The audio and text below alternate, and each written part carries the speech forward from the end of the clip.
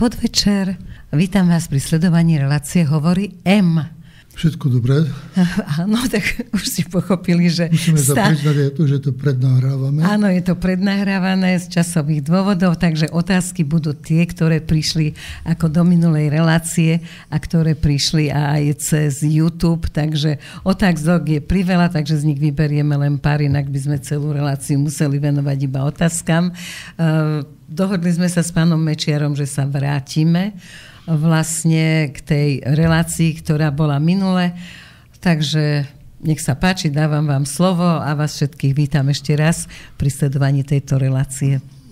Samozrejme, tá relácia ešte pred ňou som upozorňoval pani Vincovrekovú, že nebudú dobré odozvy a obsah tej relácie a reakcie naplnili, že očakávania vaše.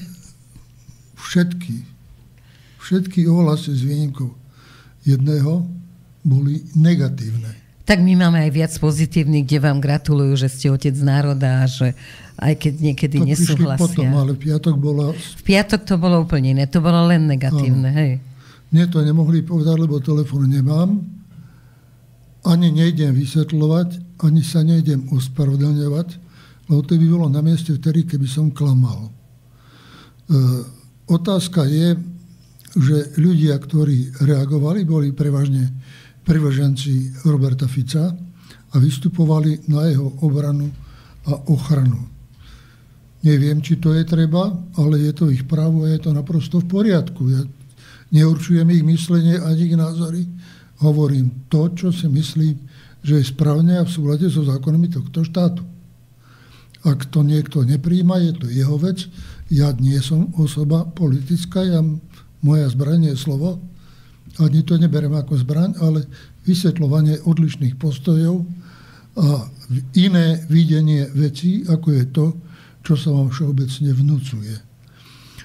Čo sa vám z minulej relácie najviac nepáčilo, boli všetky diskusie, ktoré súviseli s voľbou predsedu Národnej rady a v tej súvislosti konanie Roberta Fica. Tak otázka je nie len v tom, či sa nám to páči alebo nepáči. Otázka je to, ktoré konanie je v súlade s ústavou alebo nie je. Ústava a zákony sú silnejšie ako ktorýkoľvek politik. Patrí aj v politike, že niekomu dôverujete, ale keď chcete niekomu veriť, na to máte len Boha. Ostatné sú ľudia so všetkými chybami, ktoré majú a treba vždy kontrolovať a aj keď ste priaznivci, doporučiť, usmerniť alebo koordinovať svoj postoj. Keď sa preukáže, že tie chyby tam boli odôvodnené. Ale aby som len toľko nerečnil, tak samozrejme, že ústavu je viazaný každý. Keď Robert Fico nastúpil minulý na začiatku tohto obdobia do parlamentu, tak skladal sľub. Sľub skladal tak, že bol prečítaný text. On potom prišiel, podal ruku predsedovi parlamentu, dosluhujúcemu, povedal sľubujem a potvrdil podpisom. V tomto texte bolo, citujem, sľubujem na svoju česť a svedomie vernosť Slovenskej republike. Svoje povinnosti budem plniť v záujme jej občanov, budem dodržiavať ústavu a ostatné zákony a pracovať tak, aby sa uvádzali do života. To bol poslanecký sľub na česť a svedomie Roberta Fica. A každého poslanca vždy to je rovnaký text. Samozrejme, to bol každého poslanca, ale toto sa týka, tá diskusia jeho a on toto podpísal. Samozrejme, potom, ako sa stal poslancom, ešte prebiehali koaličné rozhovory. Tam uzatvoril koaličnú zmluvu, tiež na česť a svedomie, podpísal partnerskú zmluvu s dvomi ďalšími partnermi a na základe toho sa stal predseda vlády.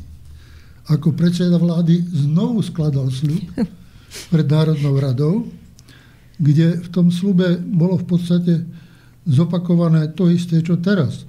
Sľubujem na svoju česť a svedomie vernosť Slovenskej republike, svoje povinnosti budem plniť v záujme občanov, budem zachovávať ústavu a ostatné zákony pracovať tak, aby sa uvádzali do života. Dovolím si upozorniť, že o čo sa ja opieram a prečo som hovoril tak, ako som hovoril. To znamená, že ak dvakrát na svoju česť a svedome sľuboval, že bude dodržiavať ústavu, tak prečo, keď ústava hovorí vo všetkých ustanoveniach v zákonodárnom zbore o predsedovi Národnej rady, predsedu Národnej rady nechce. Je malý odstavček, v ktorom hovorí, že predseda a podpredsedovia zostávajú vo funkciách do zvolenia nových a je tam jedna vetička, že podpredsedovia môžu zastupovať predsedu. Nehovorí sa v čom. Sú veci v ústave, ktoré hovoria, môže ich vykonávať len predseda Národnej rady. Čiže my dneska nemáme plne legitimovanú osobu. Ak chce niekto dodržiavať ústavu, nemôže brzdiť voľby. Fico to robí. Dobre, a čo tam je také, čo nemôže robiť podpredseda? Napríklad vyloženie ústava hovorí, Národnú radu zvoláva, zákony podpisuje, program schvaľuje a ešte zastupuje prezidenta v neprítomnosti. Ešte ďalšie veci sú tam, ktoré môže robiť len predseda parlamentu. Tak ale vraj do decembra budeme mať. No tak zase, aby sme boli na čistom. No. Tá kritika smeruje, pretože už mal byť a mohol byť. A ten, kto prišiel s tým, že to tak nebude, bol Robert Fico ako predseda vlády.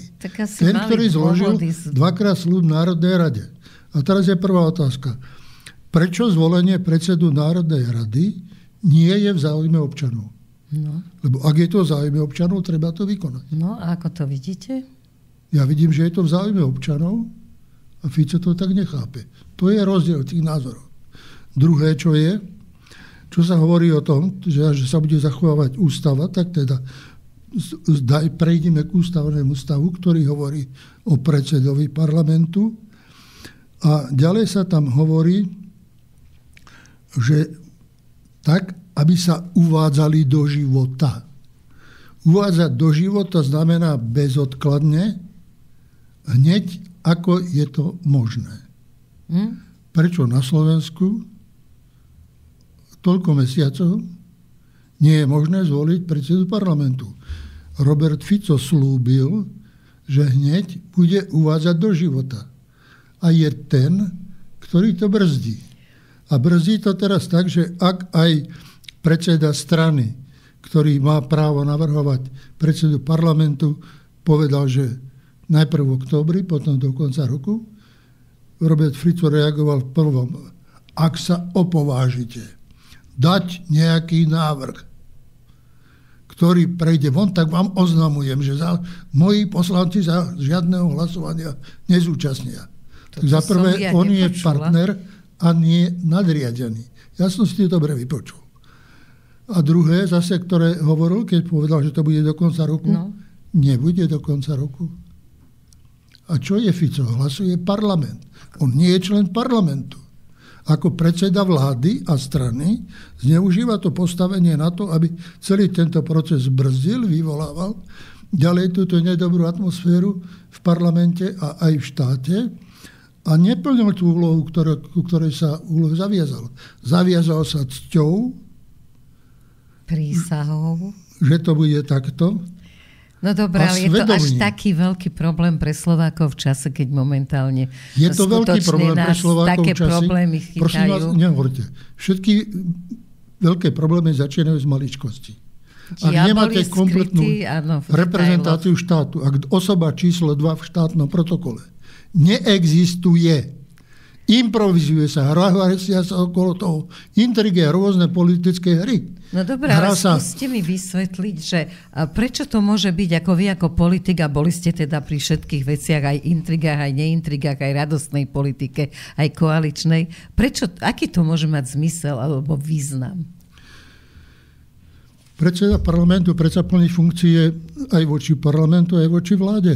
Má kontrolné funkcie, plní úlohy v medzinárodnom konaní. My môžeme postaviť predsedom parlamentu plnohodnotného alebo zastupujúceho predsedu povereného jedného z viacerých. Prečo ale nemá rovnaké právomoci? Na čo máme predsedu vlády? Na čo? Veď keď nemusíme mať predsedu parlamentu, na čo nám je predseda? Veď nám stačí podpredseda. Ja si myslím, že by mal byť, akože s tým ja s vami súhlasím, ale rozmýšľam nad tým, nie som tak hlboko v zákulisí politiky, ako vy, aj svetovej, aj tejto, aby som vedela vycítiť alebo prečítať, prečo sa niečo takéto deje. Tak preto sa pýtam vás, deje sa to, pretože sa porušuje Ústava Slovenskej republiky, porušuje sa záujem občanov, porušuje sa aj záväzok uvádzať do života všetko, čo v tej ústave a v tých zákonoch je. A to, že má mať Národná rada predsedu, v tej ústave je. Na veľa článkoch. Čo mám ešte vysvetľovať? Ja som sa zákulisie vysvetliť, že len keď nesvolí... ten, čo nechce. Dobre, lebo ja som chcela od vás počuť niečo také, čo ako sa už stalo niekedy, niekde nejaký precedent, že preto to a preto to je dobre nezvoliť toho predsedu, lebo potom to vláde v tomto a v tomto vyhovuje. A toto som si myslela, že sa dozviem, lebo... No vláde to nevyhovuje v ničom. To spôsobuje jeden z politických problémov, na pozadí ktorého sa odohráva politická hra. Za prvé sa stavia Danko do pozície kontra Hlasu. Tá hra sa cez neho rozohráva, ale do tej pozície postavil Robert Fico ešte pred atentátom. A po atentáte sa hneď k tomu vrátil. To je prvé, že teda nechce plniť ani tento záväzok a nechce plniť ani to, čo je v zmluve. Dobre, ale prečo Hlas tak urputne zasa trvá na tom, že jednoducho... Lebo mu to patrí a v zmluve bolo dohodnuté a chce, aby dohodnuté záväzky sa plnili. Ale dohodnutý záväzok bol aj to, že Huliak a ja neviem, ktorí ďalší dvaja, teda viem, ktorí ďalší dvaja odchádzajú. Nie, dohodnutý záväzok bol, že bude Slovenská národná strana koaličným partnerom. Slovenská národná strana, už keď to podpisovali, vedeli, že je koaličná a že tam okrem Danka nie je žiaden člen Slovenskej národnej strany. Čiže podpisovali biankošek. No. Ďalej, konanie Huliaka nesúvisí s predsedom Národnej rady len v tom, že on povedal, že je za to, aby sa tento záväzok splnil. To znamená, on sa postavil za koaličnú zmluvu, za to bol vyhlásený za zradcu, ale konanie Huliaka je iné.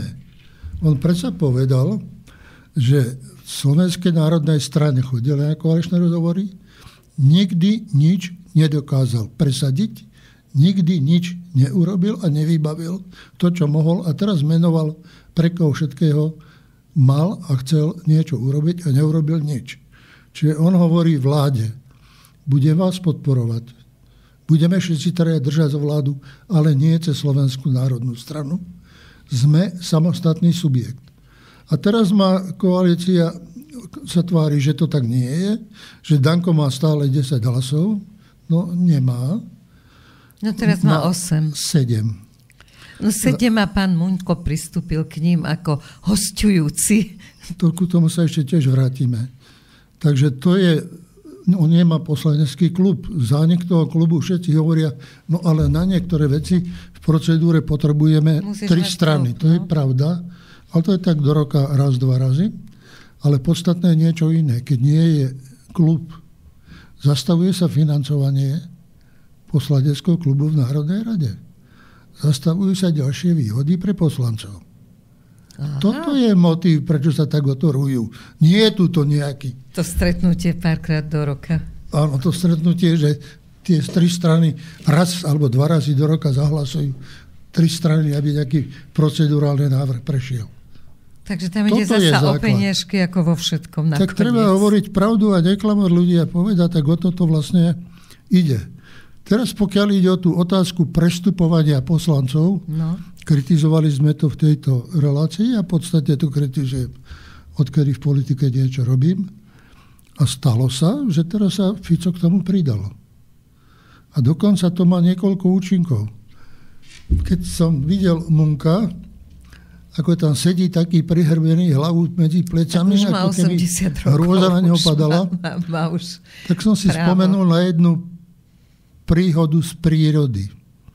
Keď v Afrike sa stáda sťahujú z jedných pastvín na druhé, tak to je hromadne sa celá kopa vždy ide. Ale teraz sa dostanú pred rieku, ktorá je plno žralokov. A tam zostal, krokodilu, pardon. Žralostieb nie sú. A tam začína teraz mumlanie, stretávanie a tak. A podľa zoológov nakoniec je dohoda taká, že do vody skáču tí najstarší. Aby ich požrali, však už aj tak majú krúsok života už iba. Alebo ich zožerú a keď budú nasýtení, majú väčšiu šancu tí mladí a stretí. Takže mne ten Munko pripadal ako tá obeť, ktorú hádžu do tej vody plnej žralokov, však už ďalej kandidovať nebudeš, však už si starý dosť. Však on to tak aj povedal, myslím, že on už akože nemá ambíciu znova sa vrátiť do parlamentu. Tak ho tam strčili, kvázi člena, ale on hovorí, že je stále smerák. Ale to by musel byť člen SNS, aby mohol byť člen ich klubu. Takže to môže mať ešte rôzne právnické dozvuky? Samozrejme, opozícia sa môže s tým hrať a môže sa s tým porať aj s tým, aj s Huliakom. Zasa tá otázka Huliaka nie je taká jednoduchá. No. Pretože SNS má 7 hlasov. Aby mohli povedať, že majú klub, tak majú Munka požičaného. On je tam nie je definitívne. A myslím, že to číslo 7 nie je definitívne. Že ešte nejaký by sa odchystali niekam? Veľmi horúcim kandidátom je 4. člen Huliakovej strany a to je ten, ktorý robí COVID. No Kotlár? Áno, a potvrdil, že ak to neprejde, tak sa vzdá funkcie zmocnenca a čo urobiť ďalej nevedia. Ak by sa pripojil k svojím, tak automaticky klesá podpora vlády zo 76 na 75. To už je veľmi zlé. A to už je katastrofa. A ešte by sa pridala Šimkovičová, keby odišiel Kotlár? Niekde odišiel a vláda je menšinová. Preto aj Fico teraz nie, pretože by uznával jeho teórie, ale rokuje s ním za každú cenu. Aj za pravdu mu dajú všetko. Na by bol dobrý a zostal. Dobre, a menšinová vláda by ako vyzerala? To vládnutie by čo prinášalo? Menšinová vláda by bola odsúdená na dohody s opozíciou o všetkých veciach. To znamená podplácačky a podobné veci. Nemusia byť podplácačky, ale musia dosahovať dohody a musia rokovať. Ja som mal raz jeden hlas, mi chýbal do 75 a sme rokovali a vyrokovali všetko a dohodli sa, ale bolo to trošku ťažšie, ale úspešnejšie. Bolo to najúspešnejšie obdobie Slovenska. Že dá sa aj takto vládnuť. Ale v tých pomeroch, ako sa vyhrotili vzťahy, a ako sa na tom vyhrotení vzťahov pracuje ďalej, tak vlastne už môžeme hovoriť, že tam je animozita progresívneho Slovenska a Sasky vo vzťahu k Smeru, aj vo vzťahu k SNS, ktorá sa takto prekonať nedá. Iná je pozícia Hlasu, ktorý je umiernenejší. A treba povedať otvorene aj to, že keď sa hlasovalo s kým, či s progresívnym Slovenskom alebo Smerom, že boli v hlase ľudia, ktorí povedali s progresívnym Slovenskom. Veď práve 4 tam jednoducho, môžeme ich aj menovať. Ale nemožno ich sa za to pomstiť, pretože toto stanovisko revidovali a priklonili sa k tomu, ideme so Smerom a stali sa ministrami. No, tak. A držia, ale teda nemožno sa im za to ani pomstiť, ani ich spochybňovať, ani hrať s nimi nejakú hru. Proste sú to plnoprávne členovia a koaliční partneri, pretože dvaja odídu a vláda padá. No a to je ďalšie ohrozenie. To je, alebo môže aj celá strana. A čo Taraba teraz? Lebo však ten má tiež tú svoju pokiaľ stranu. Pokiaľ je o tento postoj, kde Fico oznámil, že on svojich poslancov stiahne, aby nehlasovali. Ak by Hlas dal návrh, tak to znamená, že toho koaličného partnera nebere ako partnera, ale ako podriadeného. Ja šéf rozhodnem, či budete alebo nebudete. A ak sa nebudete podriadovať, tak uvidíte, čo vám vyvediem. Ale tým automaticky zhadzuje Hlas a zhadzuje jeho predsedu. Stávajú sa aj pred ľuďmi a všade inde tým, ktorí sú manipulovateľní a ktorými si Fico robí, čo chce. Ale ak tam má byť vzťah partnerský, treba partnera rešpektovať. No tak rešpektovať ho rešpektuje, lebo ináč sa nedá, ale na druhej strane, čo znamená tá hra momentálne, že nielen, že sa šepká, ale teda po parlamentných chodbách to už kričí, že by sa mal Šutaj Eštok stať vlastne týmto... To je teória, ktorá vyšla z úst Danka, akože z koaličných rokovaní. Samozrejme, že mal to predrokované. No. Návrh bol taký, že nech ide Eštok za predsedu parlamentu, ale nech uvoľní kreslo ministra vnútra pre SNS. Za prvé, SNS na to nemá, aby toto mohla urobiť a mala by nad kvotu bývalých poslancov. Ešte 2. A teraz nesplňa podmienky ani preto, aby vôbec mala niekoho v tej vláde. No a to je hra, ktorú si zase hrá Fico s Dankom, vyhnať alebo vytlačiť hlas z mocenskej pozície. Ale veď majú toľko ministrov, že toľko si práve ani preto stále je málo. Majú ministerstvo obrany, no majú 8 ministrov. Smeru. Majú finančnú políciu, patrí Smeru. Majú SIS-ku, patrí Smeru. Ale nepatrí im polícia. A to je mocenská zložka. A cez ňu sa dá všeličo urobiť.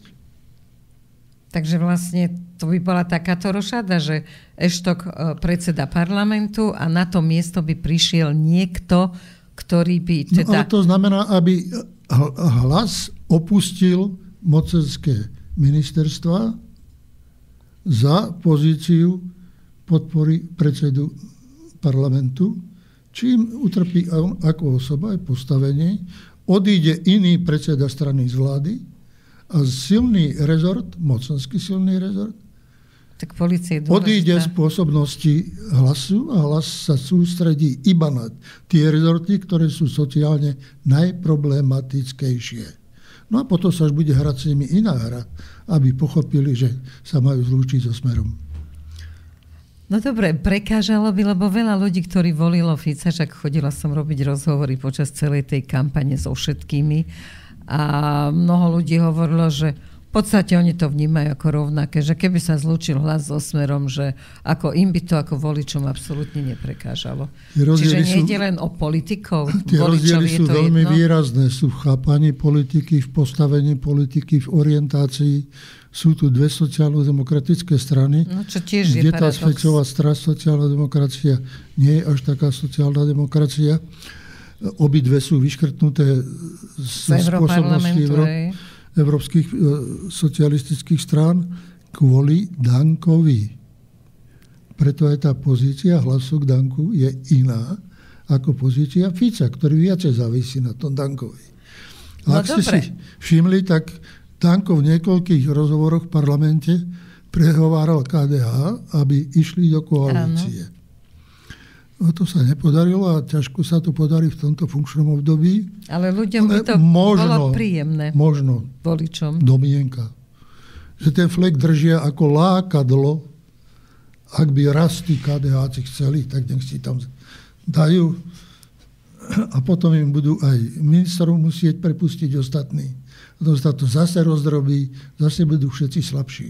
A prečo mal záujem vlastne, lebo Danko to povedal, akože on často povie aj, čo nechce povedať, a povedal, že mu teda ponúkali hlasisti, akože aby im dal to ministerstvo športu. To ja neviem, čo Danko hovorí, ja ho neberiem vážne. Ale akože prečo môže byť toto ministerstvo až také zaujímavé? Ja ho neberiem vážne, lebo tam sa asi bude krútiť veľa peňazí. Zoberte, nedávno, myslím, že posledné, nemyslím, že posledné celkom, ale v rade doterajších posledné, hovoril o tom, ako sa dostala celá koalícia na pokraj rozpadu, lebo on bojoval za sociálne veci. Potom vystúpil minister práce a sociálne veci a povedal, a veď sa o tom vôbec nerozprávalo. Predtým takisto zaútočil na ministra práce a sociálnych vecí. Áno, a ten mu zase odpovedal, ale veď sme o tom vôbec nerokovali.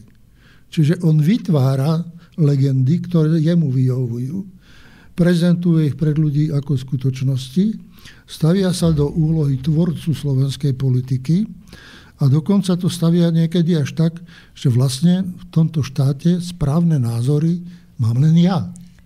A okrem mňa trošku Fico. A tí ostatní to sú úplne nič. Tak ale v podstate on mieša karty s tými 5%, tak to skáče vysoko. Už ani tých 5% nemá. No, takže akože on sám za seba môže mať pocit, že to robí dobre. 5% zozbieral koalíciami a zozbieral populárnymi ľuďmi na internete, ktorí boli buď v Republike alebo v iných stranách. Pozbieral ich, aby mu išli podporiť na tých 5%, lebo z vlastnej strany toľko ľudí nemal. Áno. Nemal ich preto, že vlastne keď padol minule ako predseda strany, tak potom boli nové voľby, ale na voľby si len on pozýval delegátov. Nie pozvaní delegáti mohli rozhodnúť o volení predsedu strany. Čiže tí, čo si pozval, sa nechal zvoliť za predsedu zase, ale pretože tá strana bola v hlbokej kríze, ona v podstate skoro sem tam existuje, sem tam nie, tak potrebuje niečo viacej. No pre voličov SNS sa pýtam, že či máte pocit, že by ešte niekedy mohla SNS ako taká zahrať veľkú politickú hru a dostať sa do parlamentu, lebo momentálne to nevyzerá vôbec dobre a mne by bolo veľmi ľúto, keby najstaršia strana napríklad zanikla. A mnohým teda jej voličom asi tiež. To je vec členov. No. A tam sú aj starostovia, sú tam aj iní funkcionári. No je tam veľa schopných ľudí. Bola to národná strana. No veď to. Od tej doby, ako odišiel Prkleš, to ide s nimi vo vedení dole vodou. Slota vládol rukou železnou. Keď bolo treba aj pištolou, vychovával poslancov. Aj. To je pekný príbeh. Uh-huh. Ja som ho na žiadosť poslancov bol odzbrojiť na jednej schôdzi. Bože môj. Keby ľudia vedeli, čo sa deje v politike, prídu a vyženú ich lopatami. Samozrejme, veď práve o tom ide, že toto sa už nemôže robiť. Už to niekde musí skončiť. Ale to patrí k politike na celom svete. Vyššia kultúra politická, musí nastúpiť automaticky schopnosť hľadať dohody a urobiť tie dohody. Ak tieto veci nebudú, tak vlastne my sa odsudzujeme sami seba na úpadok a rozklad. No je to tak, ale na celom svete to je, nie je to len u nás. Ako do politiky nejdu tí najlepší. Nedávajte mi celý svet. Zoberme si len štáty, ktoré vstúpili do Európskej únie. Mm-hmm. Boli sme v čele, sme na konci. Áno. To sú nie všetci na konci. Niektorí postupujú a prekračujú nás. Prečo? Máme blbé vedenia. To majú aj inde. No majú aj inde, týmto neospravedlníte. My zodpovedáme za seba svoj život. Len ja tento sa stále pozerám na tieto problémy. Hľadáme ľudí, ktorí by mali byť riešitelia tých problémov. To áno. Volíme ich vo voľbách. Ich? A v tých voľbách sme sa toľko razy sekli. No, a vidíte raz za peniaze, ktoré išli do korupcie, raz za ideológie, ktoré sa dávali ako samospasiteľné a vôbec také ideológie nie sú. Takže to stále hľadá sa spôsob, ako sa zdokonaliť a ako tieto veci vyriešiť. Tak, vidíte možnosť, treba naozaj, keby sa zahrali tie všetky... A ešte potom, prepáčte, ale aké sú vzťahy v koalícii? Fico hovorí, ak sa opovážite dať návrh do Národnej rady bezo mňa, tak ja urobím toto a toto. No tak ale koaličná zmluva by Danko, predseda SNS, hovorí, toto je právo Smeru navrhnúť kandidáta. Danko hovorí, žiadne také. Ja navrhujem kandidáta Hlasu, ktorý pôjde do funkcie. Takže jeden hovorí, neopovážte sa, a druhý, ja rozhodnem. No a ten Hlas je tam čo? Ale zase ešte si, ako som počul včera v televízii, tak oni si aj tú ideológiu, tie myšlienky, ktoré idú od Fica, však to nič, však to tak, však to volá, ako to mi pripomína takých uviedených Slováčikov, ktorí volá, kedy poníženie s klobučíkom čakali pred pánom, čo im dovolia, čo im nedovolí, či ich zobere do roboty na žatvu, alebo ich nechá tak. No dobre, poviem. Takáto pozícia je nedôstojná strany, voličov a ani tých ľudí, ktorí tú stranu reprezentujú. No dobre, ale momentálne to vyzerá tak, že nie je naozaj iná alternatíva. Vy sa teraz nahnevate, ale chodí medzi ľud a ľud hovorí, že pán Mečiar chce naozaj sa postaviť k progresívcom a jednoducho chce vyslovene, aby teda padla táto vláda. Ja len poprosím každého, nech ma nechá na pokoji, ja vedem, kde je moje miesto, kde sa mám postaviť a progresívci to nie sú. Výborne. Takže toto nech si každý rieši po svojom. A teraz by ale nie som ani smerák. No to mi je jasné. A každému si myslím, nielen mne. Ja si hľadám tú cestu, ktorú považujem za správnu pre Slovensko. Jasne. Tomu sa venujem a tomu robím. Nakoniec za to aj voľačo znášam. Napríklad vy ste si vypočuli v piatok tie negatívne príhovory. Ale mala som asi 50 telefonátov. Ja som mal v stredu návštevu polície, ktoré zase nejaký dobrák oznámil, že mi už položil bombu do chalupy. Takže prišli aj so psom, oňuchali, ale boli veľmi solidní. Bohužiaľ máte veľkých nepriateľov, takže s tým zase septembrové relácie neboli preto, že niekto mi pohrozil vraždou. Ano. Nie mne, ale sprostredkovanie. Tiež polícia riešila, nejako to vyriešila, uzatvorila. A ja som držala bobríka. Tieto relácie vyvolávajú emócie negatívne a podobne, pritom sa hľadá len to, robte to, čo vám bude osožné, nemusíte ma poslúchať ani počúvať. Ale ak chcete, aby som sa prihováral niekde k niekomu, tak sa budem prihovárať v súlade s tým, na čo poslanci sľubujú. Česť a svedomie. Áno, vrátim sa k Hlasu. Oni momentálne si asi osvojili, netvrdím, že počúvajú naše relácie, ale veľmi, veľmi veľa razy sme hovorili o tom, že vy ste síce navrhli ten volebný systém, ale jednoducho už vtedy, čo nikto nikdy nepovedal v mainstreamoch ani podobne, už vtedy ste vedeli, že to nie je to práve orechové a momentálne hlasisti teda sa rozhodli, že by chceli urobiť niečo s tým volebným systémom. Akú vidíte? Má to nádej? Nemá to nádej? Je to zbytočné? Len hádka ďalšia? Tam je to veľmi problematické, či to má nádej, pretože má rozdeliť delegátov do regiónov. No a v situácii, keď v parlamente sedí 68 poslancov z Bratislavy, nevypustia rybník. Tak musel by si vypustiť svoj rybník. Tak je to veľmi zložité. Ak sa má, existuje veľmi veľa volebných systémov. Čo som ja navrhoval, to by bolo v demokracii aj v Európe niečo nové. Šťastie je to zavedené v obciach a funguje to.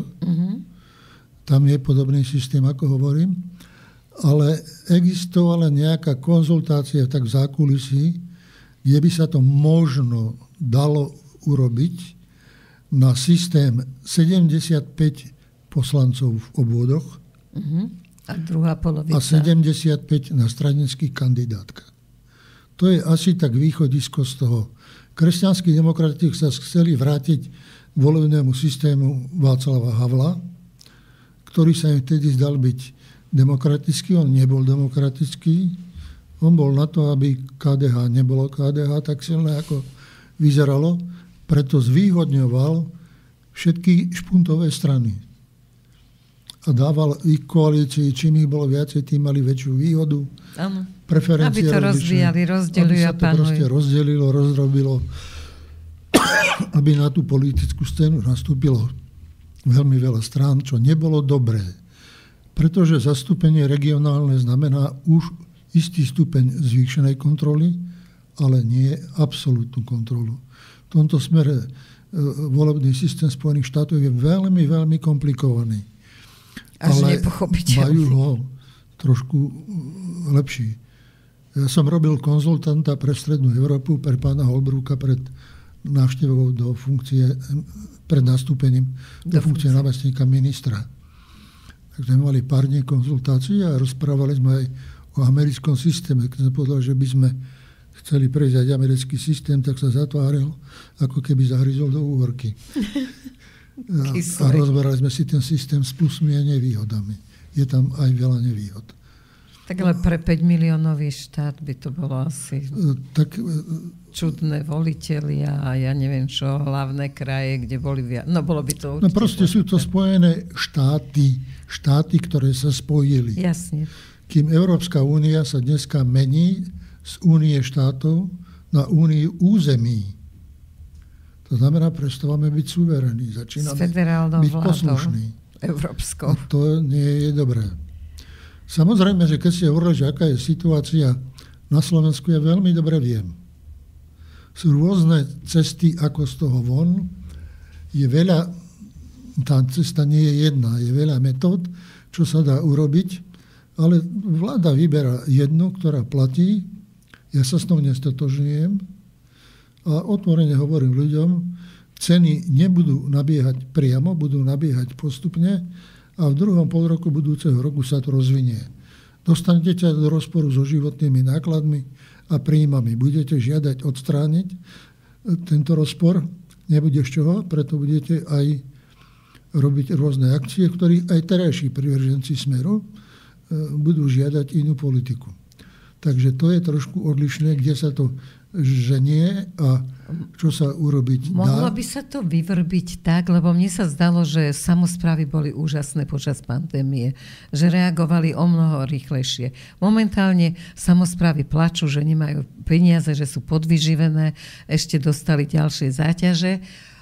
Nejakým systémom finančne posilniť, nemyslím právomocami, ale finančne posilniť. COVID mi nespomínajte v súvislosti so starostami.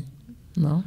Pretože to boli chudáci ľudia, ktorým v útorok oznámili, že musia zabezpečiť v sobotu hromadné očkovanie všetkých a v podstate to zabezpečovali sami. Ale každý jeden dostal sa pod dozor policajta a vojaka. A keby nebol plnil, tak títo mali právomoci zakročiť. Aha, takže to bolo násilné. Aká demokracia, aká sloboda starostov a primátorov. Áno, robili ako včeličky, urobili veľmi veľa. No, tak to je dostali blbý príkaz, ktorý spôsobil, že sa choroba rozšírila viacej. Áno, nenabrali odvahu. A nemohli, nie že nebrali, mohli sa postaviť proti, ale ešte ten deň by bol niekde inde. Jasne. No však COVID raz rozoberieme, to je na pol relácie. To si oni... Keď poviete, že to bolo akosi, že tí starostovia, tak čo budete robiť, keď máte policajta za chrbtom, ktorý sleduje, čo robíte, či robíte, chodí vám po meste alebo po obci a sleduje a chodí do inštitúcií a plníte, neplníte. A nezvyknutý každý jeden, keď je v takej situácii, vidí, s vládou nie je nič. Tá vláda používa armádu a políciu na potlačenie občianskych práv a slobôd. A tam sme nezbystrili. Pod akejkoľvek zábavu môžu. A že to spôsobilo rozšírenie covidu. Presne. To je fakt. A vyšetrí sa to? Či to vyšetruje, tak to vyšetruje to polícia. Vyšetruje to aj pán Kotlár. No. Kotlár zariezol do vecí príliš teoretických a príliš akademických, do sporov akademikov. A naša vláda nemá na to ani kapacitu. A ak v tom spore zaujme jednoznačné stanovisko, rozhodnutie vlády, tak toto bolo a tie očkovacie látky sú zlé, bude to oficiálne stanovisko vlády. Bude žalovateľná výrobcami. Tí výrobcovia majú väčší rozpočet, ako máme my štátny. To určite niekoľkonásobne. A budú takže s Pfizerom sa ťahať za prsty nebude jednoduché. Budú pýtať odškodné, takže to tiež nie je jednoduché. Ak im Kotlár odíde, tak to bude tiež nebude jednoduché. Či zostane, či odíde, vždy bude baránek obetný. No, asi spravia niečo také, že zoberú tú správu na vedomie a tým to skončí, pretože... No ale to ľudí naštve zase, čiže ďalší nepokoj. Hlas oznámil, že to podporovať nebude. Čo tiež nie je dobre, samozrejme, lebo opäť tá koalícia sa na ďalšom niečom môže rozpadať.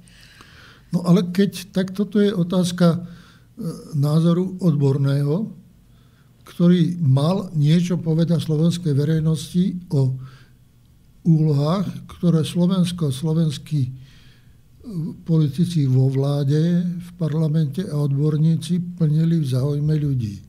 Teraz je otázka, kto porušil svoje povinnosti, v akej miere, pretože v takom rozsahu na počet obyvateľov, počet mŕtvych nemal nikto.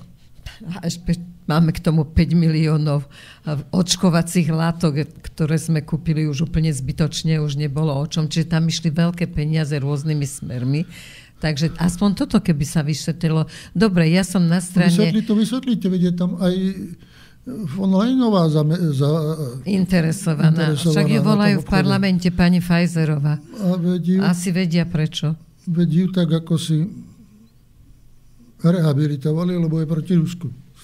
No a toto je neuveriteľné, lebo ja som si pozrela nejaké video Ľuboša Blahu A on keď tam rozprával, že proste oni ho chcú, ja neviem, hádam, vyhodiť z parlamentu za to, že si dovolil za vlastné peniaze v súkromnom čase a súkromnými prostriedkami ísť na návštevu do Ruska. A teda stretnúť sa samozrejme s politikmi, však je politik. No, tak samozrejme, že všade existujú aj ideologické zábrany a postoje. Teraz tá ideológia konfrontácie je postavená na pozícia chápania jedného nepriateľa. Ten nepriateľ je generálny. Keď to zoberete, tak môžete hľadať koreňe v minulosti a zistili by ste, že všetky štáty Európskej únie, všetky do jedného, v druhej svetovej vojne bojovali na území Ruska proti Rusom. Áno. Každý tam poslal nejaký počet kontingent vojakov, včetne Slovákov. Áno. Česi nebojovali vo svojom mene, ale začlenení do jednotiek Wehrmachtu. Tiež tam boli a technika, ktorú zhabali v Československu, sa dlho používala pri Leningrade. Takže to všetko je tam ako si jedine Švajčiarsko nebolo v tej vojne namočené a to len preto, že tam mali všetci peniaze. No ale my máme krátku historickú pamäť, takže toto ľudia takže my dneska nemáme v Európskej únie ani jeden štát, v ktorom by neexistovali ľudia s pojmom pomstiť, recidíva, nejaká to, čo tam bolo zakorenené. No ale oni prijali aj rezolúciu proti Rusku, čo tak, ako to asi nie je normálne, že v Európskom parlamente, kde nie sú len štáty tohoto spojeného západu, alebo ako ale ak zoberete, tak tí Rusi veľmi Európsku úniu neuznávajú, ani Európsky parlament. Však aj sa pekne utrhli. Takže pre nich je to a ich to nezaujíma už. Niekto iný a Európsky parlament je naladený takto ideologicky, ale či je aj demokraticky naladený vo vnútri, sám k sebe, tak to by som pochyboval, pretože celú moc si rozdelili dve strany. A tým je to skončené pre tých ostatných. Môžu sa zúčastniť, môžu brať dividendy, peniaze a všetko, čo s tým súvisí, až do dôchodku, ale nemôžu toho veľa rozhodnúť. A vôbec im to neprekáža, lebo ich luxusný život je pre nich asi dôležitejší. Pretože nikto tam nebojuje za to. Jeden z najlepších flekov politicky dneska je byť poslanec z Európarlamentu. Dobre sa to platí, ani že robiť nemusíte. Je to úžasné. Aj keď chceš robiť, tak ti nedovolia. Aj keby si bol akokoľvek aktívny, máš na to minútku. Aby si tam... diskusii je dosť. A my tu naplačeme, že Ježiš, mali sme na to len 5 dní, aby sme sa rozprávali v parlamente. To je nedemokratické, to je hrozné. Mne z toho dokola vychádza, keď sledujeme momentálne politiku týchto európskych štátov, že my sme ešte najdemokratickejší. Dneska ešte, keď zoberete zloženie poslaneckých klubov, štáty tam nezastupuje nikto. To sú poslanci zo štátov. Veď to? Ale zastupujú strany. Nie štáty. Štáty majú veľmi slabé zastúpenie, že raz za čas je stretnutie šéfov štátov, to je tak raz za pol roka, a vtedy tam môžu niečo hovoriť. Dobre, nie je to predzvesť toho, že chystá sa naozaj, teda snom niektorých je, aby bola Európska federácia, kde také štátiky ako my, tak ako tam budú také, že mužky, ktoré nebudú mať žiaden názor alebo nebudú smieť mať. Ja nehovorím ani o Európskej federácii, sa inak hovorí dávno. Áno, to je aj o Európskej armáde, aj k tomu, keby ste sa vyjadrili. Ale Európska únia robí veľa vecí, ku ktorých ju nikto nezmocnil. Vytvára si sama obsah politiky, militarizáciu politiky, vstupuje do vojenských akcií, čo by nemala, vstupuje aj do globálnych hospodárskych ťažkostí, čo sú napríklad na ďalekom východe, tam nemáme bohojakú zainteresovanosť, ale stavia všetko na sankčnom systéme. Ja ako si nehovorím nič na obranu Rusov, ale viem, že tých sankcií, ktoré dostali od Európskej únie a Spojených štátov, je už niekoľko tisíc. To vie, či vôbec vedia ešte, čo nie je sankcia. Ale vôbec to Rusov netrápi, to je to najkrajšie na tom. No nie, len vyvolali svojho robára. Lebo tak, ako svet ovládala euroatlantická štruktúra, tá ozaj ho ovládala, tak si vytvára euroázijskú kultúru. Tá euroazijská kultúra sa ešte len formuje, je slabšia, ale už podľa počtu občanov, ktorých zastupujú dnes, to je vyše 4 miliardy. G7 nemá. Súhrn hrubého domáceho produktu je vyšší ako G7. Na druhej strane G7 je výborne organizovaná, inštitucionálne zabezpečená, vojensky zabezpečená organizačne, čo títo zase druhí nemajú. Ale formujú a nejako hľadajú tie cesty, ako by to urobili. A o tom bolo aj terajšie rokovanie BRICSu v Kazani, kde prichádzajú stále noví, ktorí sa chcú stať členom tohoto spoločenstva. A čo je také veľmi zvláštne, alebo z toho všetkého, tam bolo veľa nových ľudí, je, že bol tam prezident Turecka. Áno. Turecko má prihlášku v Európskej únii a je členom NATO. Už toho, áno. A zdôvodnil to ešte doma, že chcú byť v perspektívnom spoločenstve, ktoré má rozvojové tendencie, pretože Európska únia nevie ani začať rozhovory s Tureckom. Veľmi pekne to a na plnú pusu povedal. Eurogram sa tiež nesnaží byť nejakým akože diplomatom. Takže on má nejaké svoje ambície pre Turecko, hľadá priestor pre. Takže to bola realita člen NATO, ktorý chce byť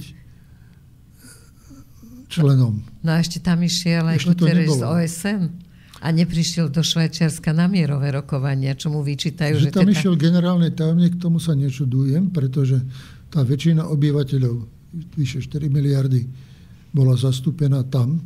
To bolo prvé. Za druhé, rokovalo sa o všetkom možnom. Veci, ktoré sú aj predmetom rokovania OSN. Rokovalo sa aj o rozšírení počtu afrických štátov v organizácii v bezpečnosti, v Rade bezpečnosti, čiže posilnenie toho južného krídla zemegule politicky v orgánoch OSN. No a súčasne sa rokovalo aj o miery na Ukrajine, pretože síce BRICS je organizácia, ktoré hľadajú jednotu a vytvárajú nejakú jednotu, ale na druhej strane majú aj rozdielne záujmy. To povedzme, Čína by rada prenikať do toho priestoru, India takisto. Takže vojnu vyvolali iné štáty, ale teraz tlačia na Indiu a Čínu, pomáhajte nám dosiahnuť mier. Takže oni nejaké aktivity aj v tomto smere tiež robia. Nie sú to rozhodujúce aktivity, ale upozorňujú alebo svoj názor povedia. Pričom sami sú si vedomí toho, aká je zložitá táto oblasť a aká je pravdepodobnosť riešenia. No dobre, pravdepodobnosť riešenia stále z pohľadu nášho mainstreamu vyzerá, že vyhrajú to Ukrajinci. Proste neexistuje, Rusi nemôžu vyhrať, nemajú právo, svet by to neuniesol a neviem čo všetko, ale momentálne už americkí generáli a vojenskí pohlavári hovoria o tom, že ak sa má vybojovať tí, ktorí triezvo pozerajú na život, že ak sa má vybojovať ten mier, tak Ukrajina sa bude musieť nejakým spôsobom uzrozumieť s tým, že oblasti, ktoré Rusi už majú, trebárs Krím a Luhansk, takže oni ako už sa ich nevzdajú. Takže ako toto môže uniesť nejaký Zelenský, ktorý v podstate je psychopát a môže hocičo urobiť, keďže tam má momentálne už tie zbranie toho dlhého doletu, ktoré skutočne môže zneužiť a hovorí sa aj o takých hlaviciach nejakých ako s tým špinavým atomovým nábojom. Čiže smeruje to k mieru alebo nesmeruje? Takú otázku dávam. Tak mier sa dosahuje aj vtedy, keď už bojovať nemôžete. Aha, čiže nemáš ľudí, nemáš muníciu, tak si máš mier. Vytasíš bielu vlajku a ideš ďalej. Hrdo, stýčená hlava. Samozrejme, je absolútne rozdielna predstava o tom miery. Pre Rusov zásadná otázka je žiadne NATO na Ukrajine. No? To, čo navrhoval Zelenský v tom teraz pakte víťazstva, tak je práve táto otázka riešená tak, že síce môže nejaká časť územia zostať Rusom, Ale ten pakt by mal byť taký, aby štáty NATO sa zaviazali, že aj keď nepríjmú Ukrajinu do NATO, budú sa k nej správať kvázi k členovi NATO a poskytovať mu vojenskú pomoc. Čo v podstate v preklade do slovenčiny znamená: hýbajte s nami do 3. svetovej vojny, alebo kvôli nám do 3. svetovej vojny. No. A tam už tie západné štáty začínajú uvažovať, aj Amerika, či tá cena, ktorú by za to zaplatili, je úmerná tomu, čo by tým získali. Aj keď na Ukrajinu išlo veľmi veľa peňazí, materiálnych zdrojov, niečo sa dosiahlo s cieľom oslabiť Rusov, ale v niečom aj ich to posilnilo. Takže tam tá otázka vojny a mieru je otvorená, pretože Rusi hovoria, my rokovať môžeme, ale boj nezastavíme. To znamená, koľko územia získame ešte potom, toľko územia je. Nám zostane. A treba aj povedať historicky, že ruská menšina tam bola diskriminovaná. Na Kríme boli 3 také povstania ešte od roku 90, aby sa dostali pod vplyv Ruskej federácie a odišli z Ukrajiny. Oni boli hneď protesty už v 56., keď Chruščov rozhodol o tom, že Krym bude ukrajinský, daruje takže bol ruský. A samozrejme, že Rusi majú aj strategické ciele, ktoré chcú naplňať a za ktorými idú ďalej s tým, že sa počíta, že tá vojna môže byť aj dlhodobá a že môže mať aj iný vývoj. Tento iný vývoj sledujú aj Ukrajinci, ktorí hovoria, dajte nám rakety s dlhým doletom, a dovoľte nám strieľať ich na územie Ruskej federácie. My to robiť budeme. Kým u tej bežnej výzbroje sa hovorilo, no dobre, tak dáme a o využití rozhoduje ten, čo na území koho tie zbrane sú. U tohoto by to tak jednoduché nebolo. Pretože ovládanie týchto systémov vedia len špecialisti, ktorí dneska sedia v Spojených štátoch, Británii, Francúzsku a Nemecku. Ale tých musia aj zameranie, aj technickú obsluhu, aj výstrel. No dobre. A už potom to začína ale to aj ako robia. Čiže vstúpili do toho. Na územie Ruskej federácie, preto aj Putin dával výstrahu, považujeme za vojnu NATO proti Rusku. No a samozrejme, že tiež zbroja tak, ako keby k tej vojne malo dôjsť, aby to tam bolo. A na druhej strane Európa tiež hovorí, do roku 2009 musíme byť pripravení, 29 pripravení na vojnu s Ruskom. Takže aj jedna, aj druhá strana hľadá iné východiska, pretože dneska nie mierových dohôd, ktoré kedysi boli medzi dvomi systémami. Tie, ktoré boli, sú zrušené až na jednu, ktorá reguluje otázku atomových zbraní. Aj tá sa začala meniť. Že si Rusi znížili prach použitia. No veď práve. Ak by bolo treba, tak môžu použiť. No a zostáva tá otázka, aj ako síce spor Rusov a NATO, ale v skutočnosti výbuch môže byť aj na Blízkom východe. Vidť napríklad Turecko proti Izraelu, ktoré tam je veľmi nahnevané a chce vytvoriť nejakú úniu s Arabov a s Turkov, ktorá by zastavila tie boje tam. Izrael sa ukazuje, že nepočúva nikoho, žiadne medzinárodné Izrael je mimoriadne silný v tom, že za ním sú Spojené štáty a za ním je veľmi silná banková lobby po celom svete.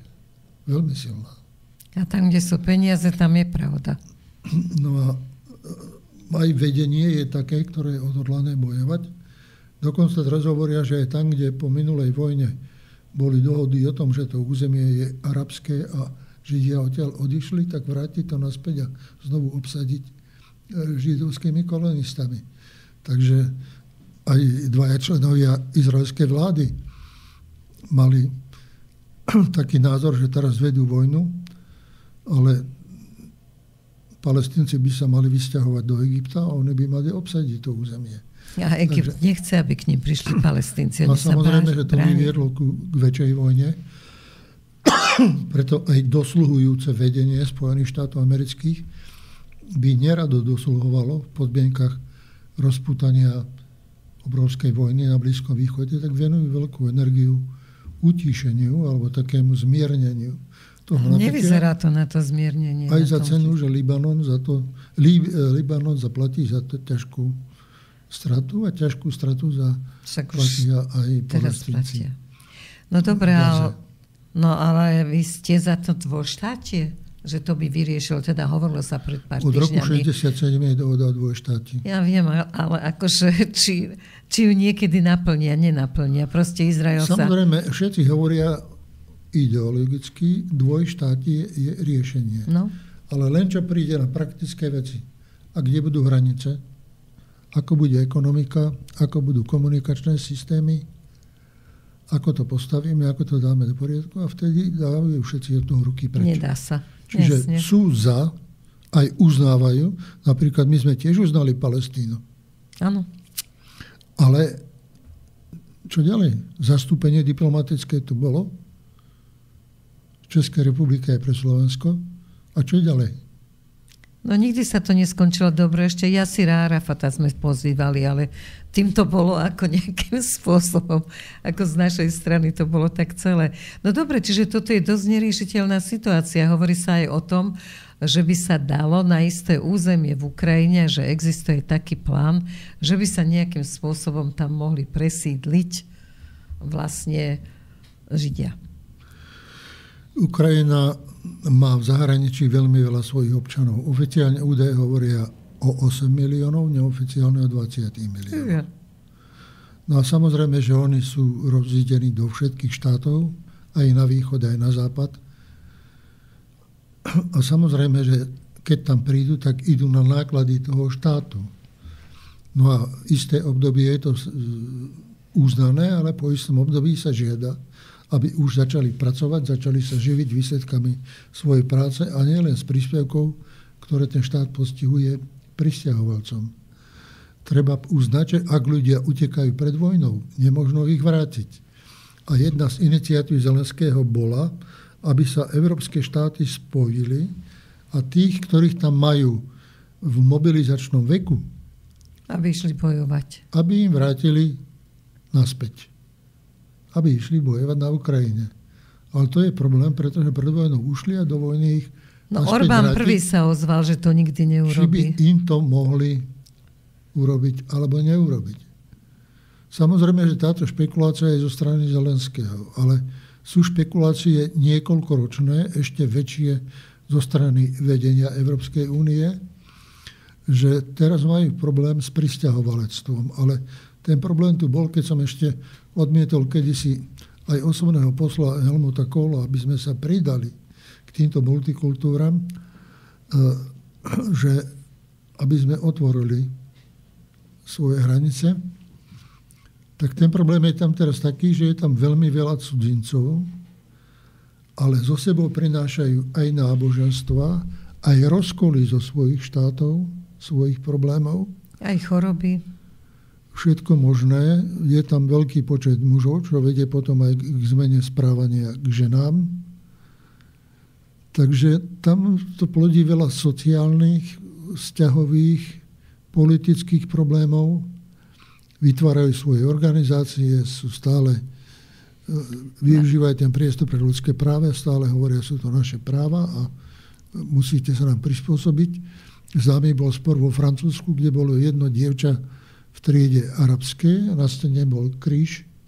Áno, tak museli dať preč kríž dať lebo dole, lebo je to v rozpore s ľudskými právami. Hoci tí všetci ostatní ho tam chceli mať. A tieto práva menšín, ktoré sa momentálne posilňujú, je to tiež jedna z tých ako fáz toho rozdeľovania, nie? Samozrejme, že hľadajú aj politické usporiadanie. Nie je to tak dávno, pred pár týždňami bolo stretnutie v Hamburgu, kde sa stretli moslimovia a žiadali svoj kalifát. No tak o tom sa už dlhšie hovorí, že vo Francúzsku bude prvý. Takže to sa ako si na takýchto veciach pracuje, tento problém je. On je problém tých štátov, do ktorých prišli, ale ktorí teraz využívajú mechanizmus Európskej únie a hovoria, tak dávame nám, akože, lebo k nám nejdú a keď aj prídu, tak od nás odídu. Dve možnosti. Kvóty? Buď vám dáme kvóty a pošleme ich k vám a robte si s nimi, čo viete, alebo za každého, čo vám dáme do kvóty, nám zaplatíte peniaze a budete platiť akési, neviem, čo to je, výkupné, či čo. Áno, výkupné, výpalné by som to nazvala. Že ich za to budeme mať u seba, čo je v rozpore so všetkými, aj s humanitárnymi, aj inými. No. Politika to zatiaľ odmieta, lebo vieme, čo by to urobil, ale toto trvá niekoľko rokov. Rokov. Ale to sa momentálne všetky rokovania veľké sú buď o Ukrajine, alebo o migrácii. A tá migrácia naozaj už... Všetci chcú riešiť migráciu, alebo emigráciu na svojom území. No. Ono sa musí riešiť na vonkajších hraniciach. No ale teoreticky to vedia, o tom stále teoreticky hovoria, ale nič s tým nerobia. Nič s tým nerobia. A zasa ide o peniaze? Že nikto nevie, kto to zaplatí, keď to budú riešiť takto? No musí to zaplatiť Európska únia zo svojej pokladne. Ona peniaze na to má.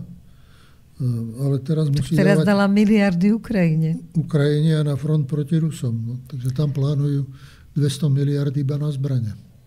No tak ale toto nemôže skončiť nejakým spôsobom, nejakým normálnym mierom, rozumným. To je otázka, ako to skončí. Pretože aj v týchto štátoch vo vnútri je veľký pohyb. Samozrejme, že táto militarizácia má dopad aj na sociálnu úroveň ľudí.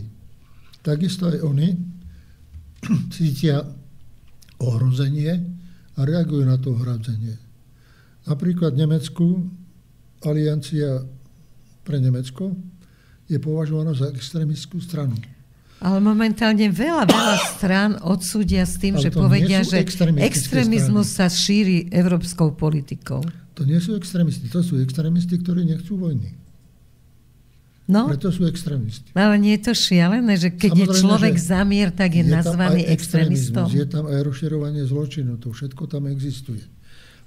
Ale to značkovanie za extrémistu, tam treba byť opatrný a veľmi opatrne riešiť tieto veci tak, že či to bude alebo nebude považované za extrémistu, keď dneska je to, povedzme, na pôde východného Nemecka jeden z najsilnejších politických subjektov a porážajú sociálnych demokratov. A neustále im pribúdajú hlasy a priaznivci.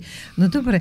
A to isté je vo Francúzsku, je nepokoj veľký, pretože Macron prehral voľby škaredo a špekuluje vytvoriť nejakú vládu a cez vládu vytvoriť nejaký mechanizmus, ktorý by ho udržal. A robí si, čo chce. Prehral škaredo a robí si, čo chce. No ale to nie je znak demokracie, pretože v tom parlamente zase vznikajú síly, ako ho zložiť dole a ako ho donútiť buď odstúpiť, alebo ho z funkcie odvolať.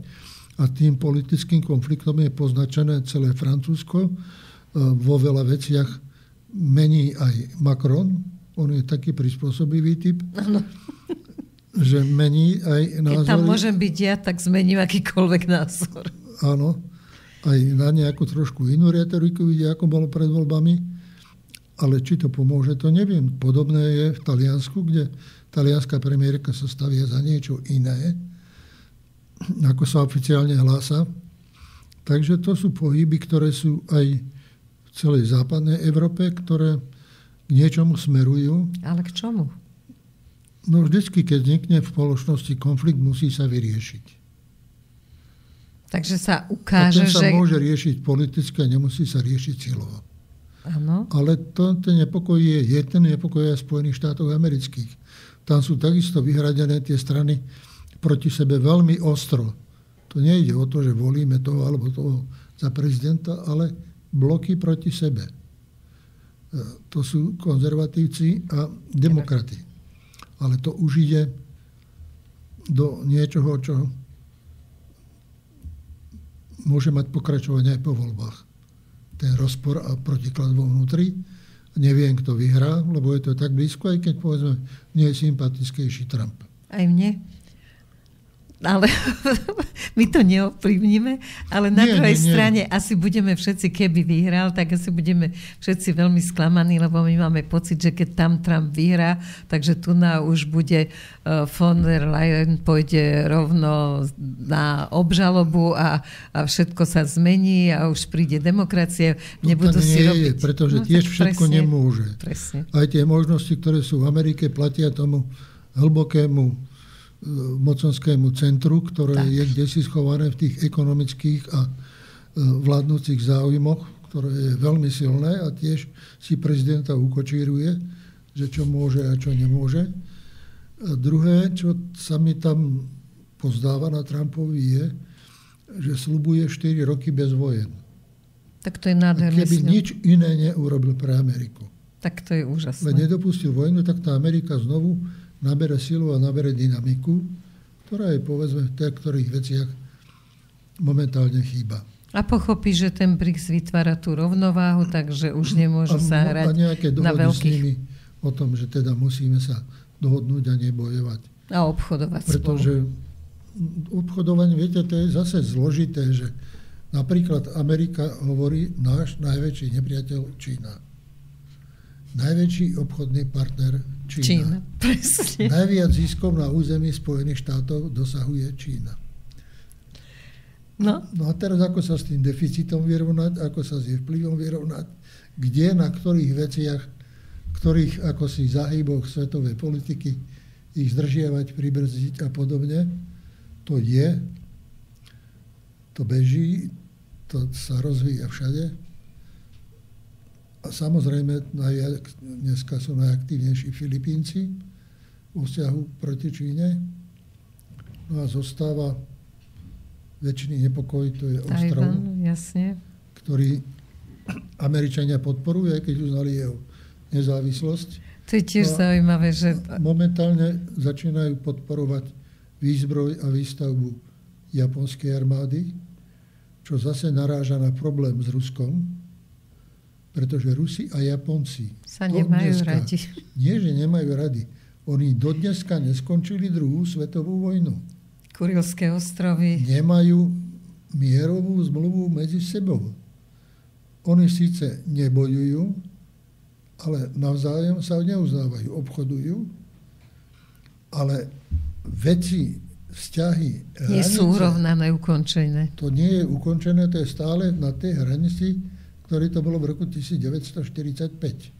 Čo tiež môže byť jedným z ohnízk nových, ktoré napríklad sa môžu...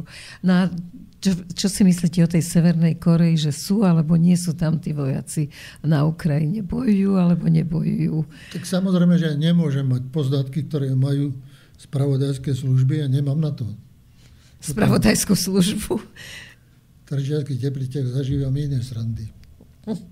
Nedávno som išiel z Trenčína a vidím, že tam policajti stoja na začiatku Teplíc a okrem mňa nikoho nezastavujú. Reku, Vlado, čakajú na teba. Aj som prišiel hneď zastávka hore. Pán Mečiar, dostali sme správu, že riadite vozidlo pod vplyvom alkoholu. Tak mi to prišlo strašne smiešné.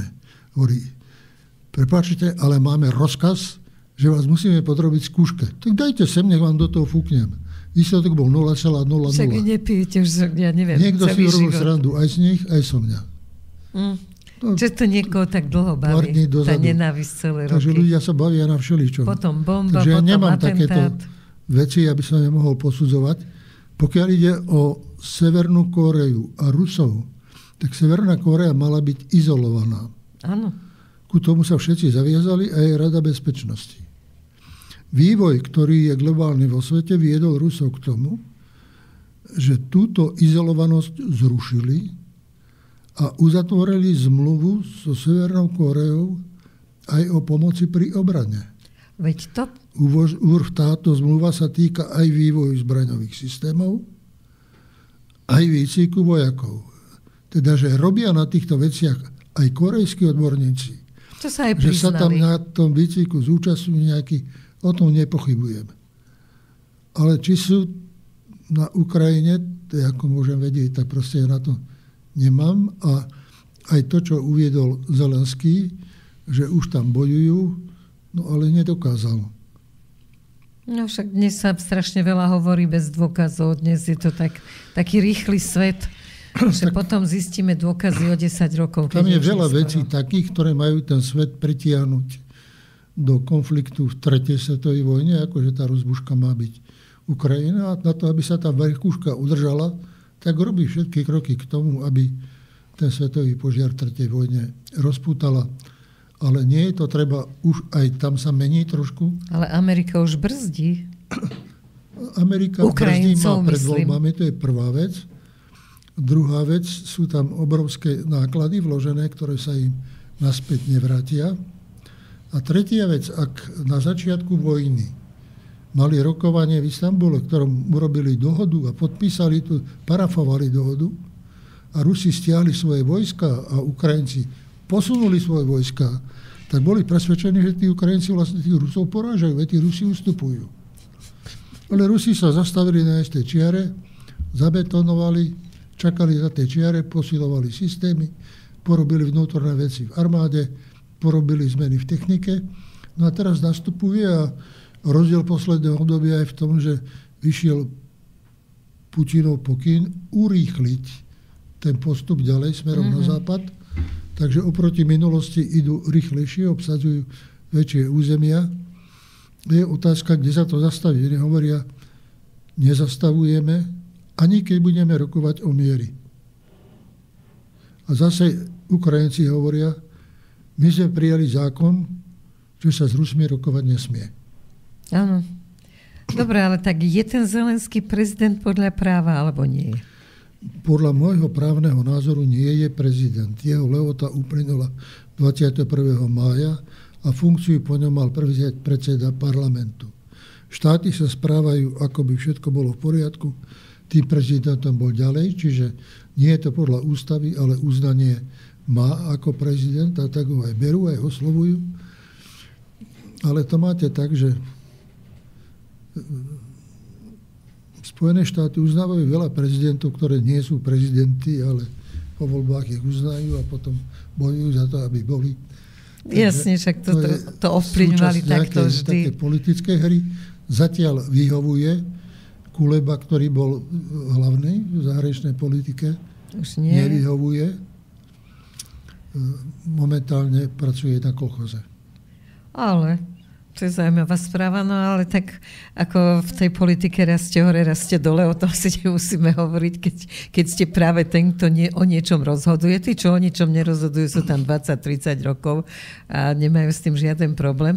Ja sa chcem vrátiť k tej migrácii, že či si myslíte, že to bolo nejaká cielená akcia, ale za akým účelom, že Mutti Merkel, však vieme, že Nemecko je vazalom USA, že proste existuje kancelárský akt a že jednoducho Mutti Merkel musela, podľa mňa z donútenia, ale to je konšpirácia, ale musela otvoriť a hovoriť, že áno, prijímajme ich, poďte, migranti, chceme vás. Za akým účelom to bolo urobené? Za tým, aby sa zničila Európa?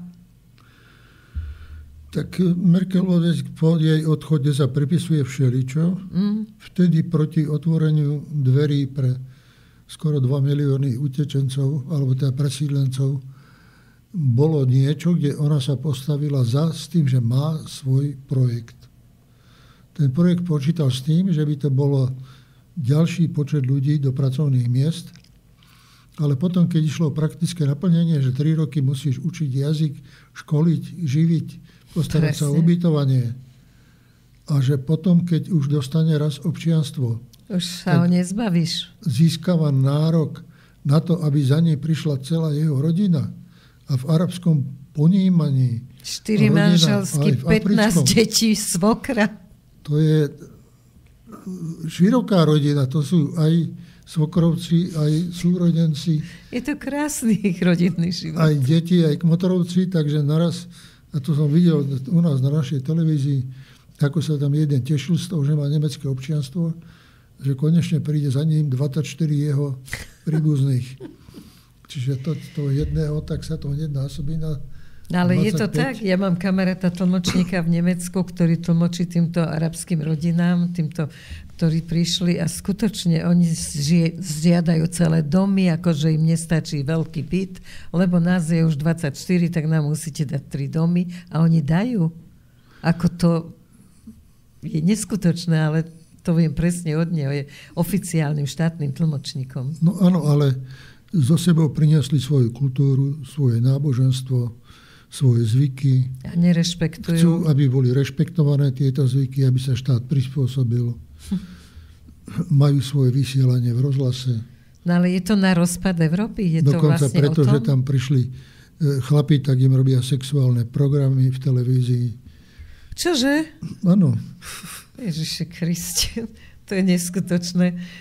To je, musím povedať, z Blahovho, čo má Blaha svoje video na internet. Nie, tuto hovoril v relácii, že mali školenie, ako keď došli ako nováčikovia do Europarlamentu a že v rámci školenia im teda povedali, že môžete si pozerať porno počas všetkého, čo sa tu deje, celý deň aj celú noc, ak chcete, ale keď niekto príde, tak ho musíte hneď vypnúť, lebo mohlo by mu to byť nepohodlné. Pokiaľ ide o Blahu, už o to spomínate druhý, lebo tretí raz, ja ho za nejakú veľkú autoritu nepovažujem. On sám sa považuje za ľavičiara, ale málo čítal aj Marxa a Lenina. Tam by zistil na to, že to je trošku inak. Tak neviem, ako všetci sme mali marxizmus, leninizmus. Hlási sa k priateľstvu s Ruskou federáciou, to je v poriadku, tam nie treba na námietky, treba hľadať kontakty aj tam. Samozrejme, keď chceme na 4 strany raz robiť bude politiku. Treba rokovať aj tam, ak to bude rokovať. Tam sa uznáva, že Orbán žiaden rusofil. On je iba maďarský nacionalista, ktorý sa istí na všetky strany. Áno, a všetko urobí pre Maďarov. Áno, a to isté by mali urobiť tí ostatní, že je to samozrejme, pokiaľ to tu existuje, už sa ukazuje, že tie spory, do ktorých sa zaťahla západná Európa, už stoja veľmi veľa. To je nie len to, čo dávajú Ukrajine, ale čo kupujú drahšie suroviny. Áno. Čo strácajú odbytové možnosti, strácajú niektoré dopravné trasy. Celá zelená politika nás ničí. Stratili celý trh ruský, ale s ním aj niektoré ďalšie štáty. Takže to prehodnocujú oni v celkovom komplexe, koľko získali, koľko stratili. A z týchto potom vychádza záver, že vlastne by sa mali hľadať východiska. Preto napríklad Scholz povedal, že by chcel rokovať v Rusku. Čo je tiež veľmi zaujímavá správa. Na jeho opakoval tú správu niekoľko mesiacov. Na tú správu najprv Putin povedal, že nie, potom, že rokovania môžu byť, ale či to má byť osobne s ním, alebo s nejakou nemeckou delegáciou, nejaké prípravné rokovania, alebo čo, to je otvorené, lebo v podstate sa nemajú na čom dohodnúť. Lebo? No tie stanoviská sú tak rozdielne. Pokiaľ ide o dodávky ropy, ktorú brali a plyn a tak, potrubia, ktorými sa to prepravovalo, vyleteli do vzduchu. Nemci vedia, a výnika vieme a nič sa nedieje. Ani neodstraňujú následky, ani nič, ale hovoria, no platíme teraz za všetko drahšie, z tých od Rusov to bolo lacnejšie. A je veľa iných vecí, ktoré sa potom rozšírujú inak. V poslednom čase nemecká armáda presídlila do pobaltských štátov. A pobaltské štáty to bolo územie, z ktorého sa rozvíjal volakedy útok na Sovietsky zväz a oni zase naspäť okupovali zase to Pobaltie. Takže to je stále tie zemepisné pohyby sa akoby opakovali, ten priestor nie je iný. A tie národy a rozloženia mocenských a ekonomických záujmov sa opakujú. Takže to je tiež otvorená otázka. Poliaci hovoria, že budú mať najsilnejšiu armádu, v prípade potreby útočia na Rusko okamžite, za niekoľko sekúnd, ak je taká potreba. A Balca pripadá tiež ku tomu, že áno. A na rokovaniach v rámci Európskej únie alebo v rámci NATO pôsobia najagresívnejšie bývalé súčasti Sovietskeho zväzu. Oni boli súčasť Sovietskeho zväzu. Áno. Pretože o tom, že Poľsko bude Poľskom, rozhodoval Vladimír Ilič Lenin. Áno, no lenže momentálne oni sa chcú otrhnúť ako spod toho vplyvu, ale všade je to tak pol na pol. To obyvateľstvo ako nie je nadšené tým oni by chceli byť samostatnejší všetci, lebo však už zažili, čo to je spájať sa v nejakom zväze a cítili sa potlačení a môže nastať teraz to, že skutočne nemôže, lebo už ich lákajú hneď. Do NATO už ich lákajú. Proste zase sa musia stávať nejakými vazalmi. Prečo to tak je? Prečo už konečne svet nemôže žiť, že nemusíme sa spájať do tých vojenských zväzkov? Tak samozrejme, že tieto vojenské záujmy existujú. Vojaci robia na rozkaz. Tí nerobia podľa ideológie, ale keď dostaneš príkaz, musíš splniť. A keď nie, tak streľba. A ich nástroj nie je hudba, ale zbrane. Takže to je otázka otvorená pre budúcnosť Európy, aký v nej bude život. Bolo by treba usporiadať tie vzťahy vo vnútri. Po roku 1968 bolo v Európe veľké napätie a čakalo sa, že Rusi pôjdu ďalej. Až sa zvolala Helsinská konferencia, na ktorej sa urobilo rad dohovod, kde Západ presadil ľudské práva, Rusi presadili nedotknuteľnosť hraníc a uznanie vplyvových hraníc. Takže to bola taká dohoda, na ktorej sa existovalo až do rozpadu Sovietskeho zväzu. Kde boli zase oklamaní, áno. No. Nič podobné nie je to, len rúca sa aj to, čo bolo, aj to, čo by z toho, čo bolo, mohlo byť pozitívne, lebo zase všetko dobré nebolo. No nie, ale zase vždy sa dalo vybrať niečo pozitívne, čo dnes všetko zatracujeme. Akože to už bolo, to zatratíme. Keby sme vedeli vybrať niektoré veci, ktoré boli pozitívne, zrejme aj na Slovensku by sa nám žilo lepšie. Museli by ste mať nositeľov tých pozitívnych myšlienok a pozitívneho rozvoja. Povedzme, s Ficom súhlasím jeho postoje k vojne na Ukrajine. Aj k tomu vstupu do NATO ide teraz. Jasne povedal, že nie, a už to hovoria západní všelijakí politici. Ale to všetci vedia. Málo kto to povie, alebo v tej Ukrajine dávajú také, akože lízatko ťahajú pred ňou, že pôjdete do NATO. Pritom všetci vedia, že prijatie štátu vo vojnovom stave do NATO znamená rozšírenie vojny na všetky štáty NATO. Takže je jasné, že ho nezoberú. No, tak ale aspoň to povedal. No. Ale povedia to takto, že naše miesto v NATO je isté, ale kedy, o koľko rokov a či vôbec. No a toto je tá diplomatická reč, ktorá je naozaj, človek sa ju musí naučiť čítať. Nezabúdajte, že diplomácia má dva symboly. Jeden je plášť a druhý je dýka. Áno, to je krásne. Zažili ste to tiež v živote, takže ako určite viete, že ale odhadnúť sa to veľmi ťažko dá, lebo vždy ide o záujem niekoho a každý si chráni svoje záujmy. Ale dá sa to vždy, ale musíte sledovať, čo ten partner hovorí, kde asi sleduje. A kde má ruku s tou dýkou. Snažiť sa uhadnúť ten cieľ, o čo ide. A je zle, keď v polovici rozhovoru zistíte, kde smeruje a nesúhlasíte s tým, ako to hladko ukončiť.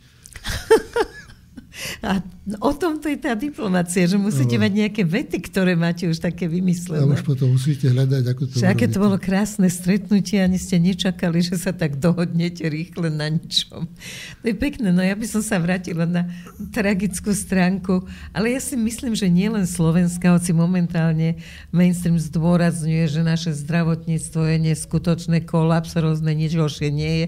No úplne rovnaké zdravotníctvo je v Čechách, tam tiež idú hádzať plášte lekári.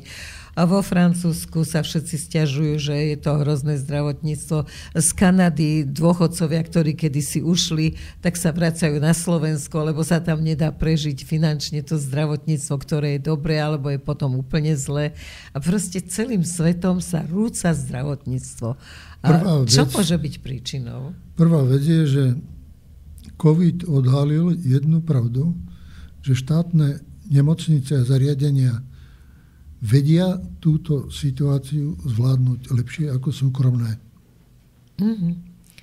Takže tak u nás je nejaký stupeň privatizácie, to by malo byť primerané a stačiť a tie zariadenia štátne by nemali odchádzať spod štátneho vplyvu, pretože predsa len je tam niečo iné. A druhé, zdravotníctvo u nás to je vec od roku 1990, to nie je nová. Tam bol prvý pokus o reformu, ktorú začínal Soboňa a lekári ho znenávideli, lebo museli písať body, aby sa to naučili a musel preto aj odísť z funkcie a prišli takí, čo body nepýtali, ale vrátili to naspäť. Socialistické vlastníctvo už tiež nešlo realizovať a vtedy to zdravotníctvo ako tak fungovalo a bolo aj lekárov dosť. A aj lekári používali istú väčšiu úctu aj spoločenskú. To bola autorita lekárov. Automaticky to je doktor. Doktor bol aj pre ženy dobrá partia vždy. Áno, áno. Bol aj doktor. Chceli dcery vydávať za lekárov. Takže to ako si boli vytúžené typy. Ale teraz sa vráťme k tomu inak. To je prvá vec. Druhá vec. Samozrejme, že nákladovosť v zdravotníctve rastie. Rastie od výskumu ceny liekov, ceny prístrojov, ktoré idú veľmi rýchlo. A tieto náklady, ktoré sa dávajú, má spätnú väzbu na cenu služieb, ktoré sa z týchto zariadeniach vykonáva. A teraz sa dostávame do toho sporu, ktorý hovorí, nákladovosť rastie, ale ceny služieb stagnujú isté obdobie. Čiže potom príde a rieši sa nejaký spor vo vnútri a povie sa, tak ideme to vyrovnať. Čiže vyrovnáva sa to ako na schodoch s chodíkom, ale zase príde len na istý bod, keď sa zosúledia a znovu tento spor pokračuje. Ďalej rozpor medzi nákladovosťou a ekonomickým rastom. Na Slovensku veľmi veľa dlhuje štát. Najväčší dlžník poisťovní je štát. Takže otázka, že na to, čo chceme mať, aké zdravotníctvo, musíme mať aj peniaze. No ale 9 miliard vraj teda, tvrdia odborníci, by malo skutočne stačiť, keby neunikali rôznymi cestami. A to sa stále hovorí, uniká. No vy máte manželku lekárku, takže vy máte viete tam prvé úniky. Syna lekára. Obrovské úniky. Keď najaktívnejšie, najlukratívnejšie činnosti nemocníc sa sprivatizovali. No a momentálne sa chce sprivatizovať aj nemocnice. Čo si myslíte o tom, že akciové spoločnosti zase tá nemocnica, aj keď je sprivatizovaný, poskytujú služby, dokážu zabezpečiť veľmi veľa dobrých vecí, ale tiež si to treba zaplatiť. No, takže zatiaľ by sme nemali sprivatizovať. Je niečo garantované poisťovňou, ak chceš nad tým doplať. Ale v ústave máš, že zdravotníctvo je zadarmo. Zadarmo, ale je súčasne prijatý zákon, ktorý hovorí, čo je zadarmo a čo si budeš platiť úplne a na čo budeš priplácať. Len medzičasom sa objavia nové prístroje, nové lieky, na ktoré nie je zákonom pamätané. A znovu sa tento kolotoč roztáča a musí sa hľadať, čo urobiť, lebo každý, keď žije, tak preto, aby zostal žiť, by urobil všetko. No áno. Zdravie je najzácnejšie. Ale zdravie je vážne vtedy, keď ste chorí. Keď ste zdraví, tak si na to nespomeniete. Pofajčíme, popijeme, potancujeme do rána. Čiže to všetko, ako si má navzájom väzby aj životný štýl, že ako žiješ, podľa toho si zakladáš vlastne vo svojom organizme aj jeho budúci koniec. Takže to je všetko súvisiaci s týmto, ale každý čaká od toho lekára pomoc. No a potom neviem, kde sa stala ešte chyba. Povedzme, za socializmu sme mali obvodnú lekárku pre nemocnicu, ktorá chodila aj po prevádzke. Bol tam ženský gynekológ, lebo fabrika mala vyše 500 žien. A teraz nie je to pre celú obec. No. Čo sa stalo? Niekde v tej organizácii je chyba. Stala sa tá chyba v počte študentov, že nezachytili tieto trendy a neštudovali, že to zdravotníctvo ozaj všetci hovoria, že zomierajú tí starí lekári a nových nemáme, ale opatrenia, ktoré sa mohli niekoľko rokov robiť na to, aby sa zachytil tieto trendy a aby teda bol počet študujúcich úmerný tomu, čo tá spoločnosť potrebuje, tak to nebolo doteraz urobené. Ani teraz to ešte nie je. Ďalej sa tu otvorili dvere medzinárodnej konkurencii. Je voľný pohyb pracovnej sily. Lekári na Slovensku, ktorí končia vysoké školy, majú svoju kvalitu. Preto aj sa uplatňujú. Z radosťou ich príjmu aj v Nemecku, v Rakúsku, na okolí, v Čechách. A teraz, keď na Slovensku skončíš vysokú školu, nie si viazaný, aby si tu zostal. Takže ste za to, aby sa urobila taká viazanosť. Keď ťa príjmu za podstatne väčšie platové sociálne podmienky a väčšie spoločenské uznanie inde, ešte nie si viazaný rodinou. Tak to je výhoda, ktorá sa neodmieta. Ktorá je konkurenčná. Jasne. No dobre, ale prečo nemáme, ja neviem, od vašich čias, prečo ten študent, ktorý vyštudoval zadarmo, jednoducho, áno, nech ide, keď akože nech nikoho nedržíme, keď chce v Švajčiarsku robiť lekára, nech robí, ale nech si zaplatí to, čo do ňoho investoval tento štát. V Spojených štátoch teraz odpúšťajú dlžoby študentom, ktoré boli urobené ako pôžička štátu s podmienkou, že 10 rokov budeš pracovať tam, kde budeš. No? A teraz im tie dlžoby odpúšťajú pred voľbami, akože dobrý znak, akože uznania. Nie všetkým a nie v plnom rozsahu. Tam to majú. U nás bol taký systém za socializmu, že keď odchádzal inde, musel zaplatiť za vzdelávanie a boli miestenky aj pre štipendistov, kde musíš istú obdobie byť a pracovať. Tento systém bol napadnutý na súde pre ľudské práva, ktorý to vyhodnotil tak, že právo na vzdelanie je právom osobným. Právo na výber zamestnania je právom osobným. A nemožno preto tieto slobody podmieňovať ďalšími platbami zo strany človeka. Samozrejme, že existujú systémy, ktoré sa dajú zaviesť aj v súlade s týmto pravidlom, a to sú regionálne výhody, to sú regionálne buď firemné alebo lokálne výhody, ktoré sa dajú povedať lekárovi. My ti dáme toľko, že ambulanciu ti dáme zadarmo, vysoký plat ti dáme. To ti dáme, to všetko dostaneš, ale budeš tu toľko rokov robiť, alebo to vrátiš naspäť. Takže je taká maličká páka, ale veľmi maličká. Existuje, ale sa to veľmi nepoužíva. Čiže to sa naozaj z právneho hľadiska nedá urobiť, aby si sa ty musel tu Dá sa urobiť. Tak? Ale v dobe, keď máte veľmi málo lekárov, tak vlastne ich treba všade. Uh-huh. Kde je prebytok? No nikde. A potom je to aj na odbornosti, ktoré máte, ktoré sú a ktoré nie sú. To sú aj obvodní lekári, to sú lekári, lekári, no tak to športoví lekári, to už skoro vykapalo. Takže to je veľmi veľa profesí, ktoré trpia nedostatkom počtov pracovníkov. A lekár to nie je, skončíš lekárskú fakultu a vieš. Ešte nie si lekár. To ešte musíš potom mať roky praxe a urobiť atestáciu a ešte stále pracuješ pod vedením primára, ktorý ťa zapracováva, a kým urobíš ďalšie vzdelávacie skúšky, ktoré sú povinné pre postup, tak to všetko je. Sú aj niektoré veci, ktoré sú zbytočné. Napríklad vôbec neviem, prečo musí mať zdravotná sestra vysokú školu.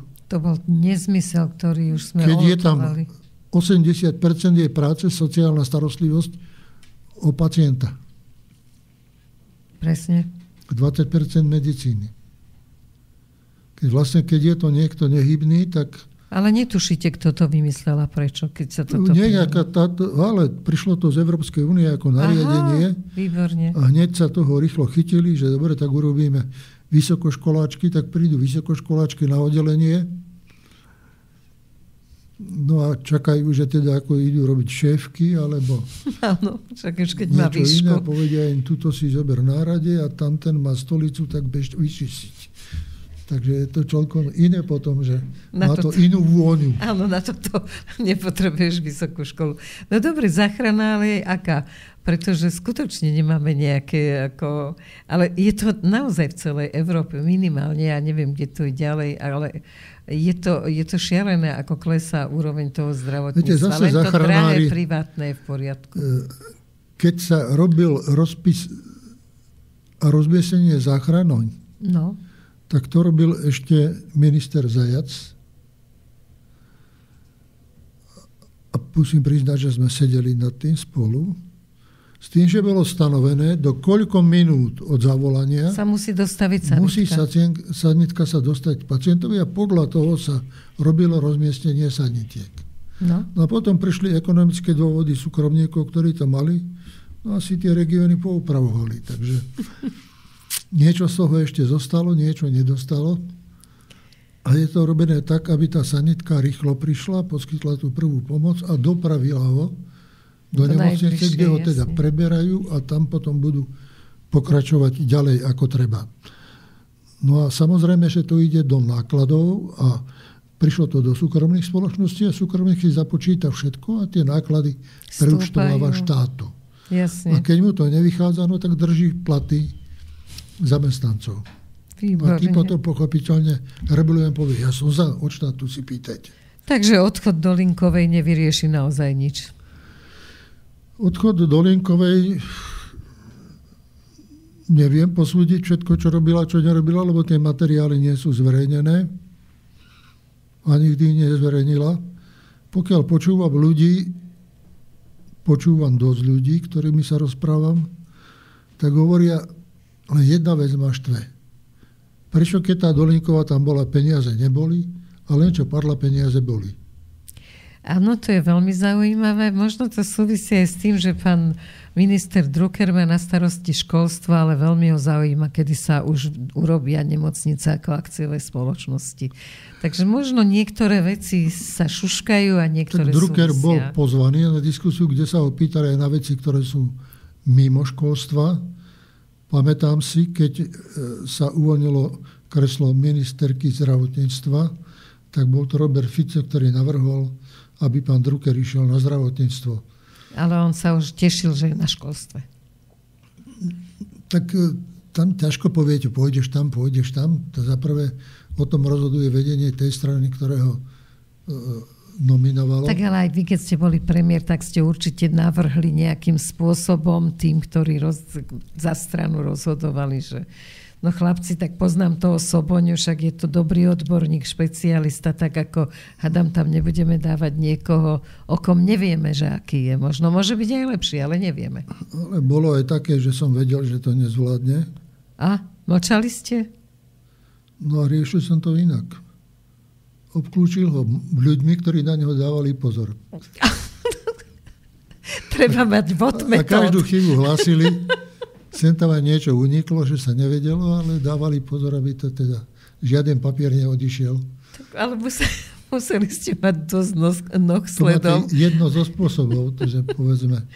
Alebo keď niektorý z ministrov chodil viacej hrávať tenis, ako bol v robote, tiež asi ste ho museli nejakým spôsobom ustrážiť. Tiež je to také, že musíte nejakým spôsobom si vedieť poradiť s tým, čo je, ale neustrážite nikdy, všetko to sa nedá. Tie kolosy sú neúmerné. A každý nie je genius, kto je minister. A kryjú sa opakovanými činnosťami. Referent na ministerstve má úlohu. Referent vo výskumnom ústave tú úlohu prevezme. Aha. Hoci majú obidva sú spolužiaci, tak ten v tom výskumnom ústave napíše stanovisko.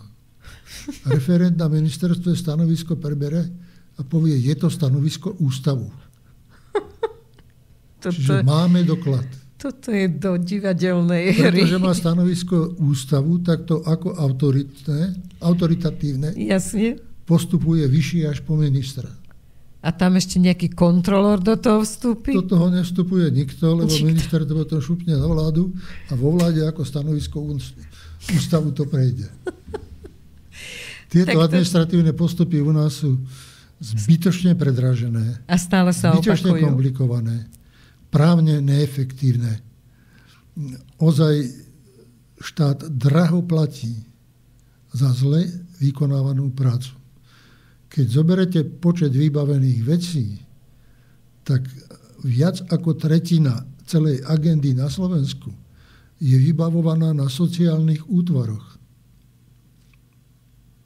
Takže v podstate je naozaj prebujnená tá administratíva. Ale tie netvoria tretinu pracovníkov.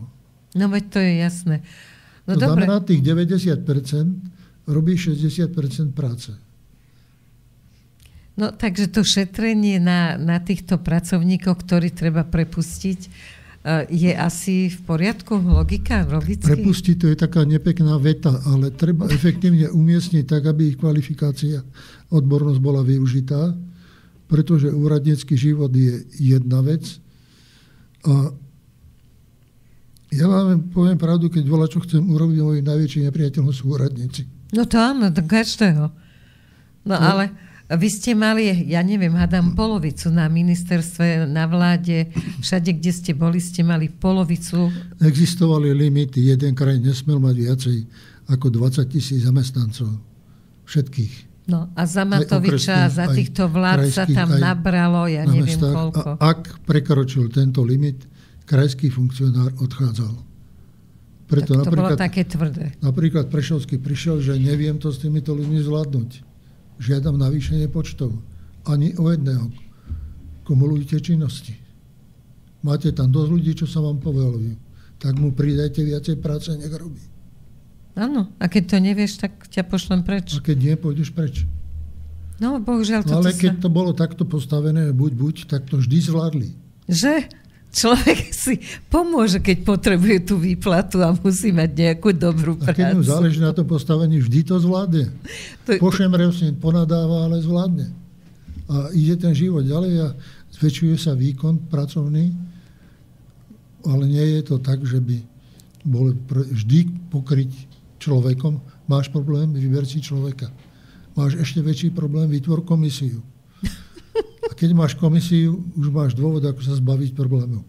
To je pekné. Ja sa pozerám, že už by nastal čas aj na otázky. Alebo chceme ďalej diskutovať, alebo dáme... Na tie otázky, dáme nejaké otázky ešte, dobre?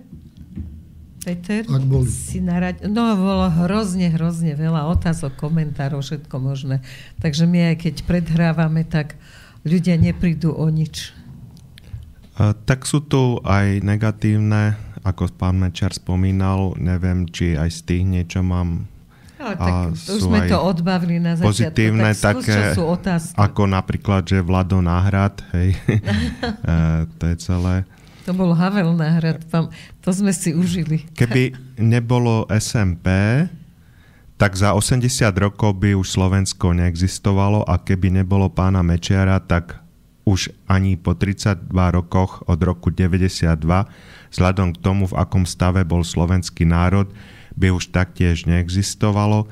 Vidieť, čo robia Čechoslovakisti ešte aj teraz, píše nám nejaký Jose. Ak dovolíte, na toto musím niečo povedať. No?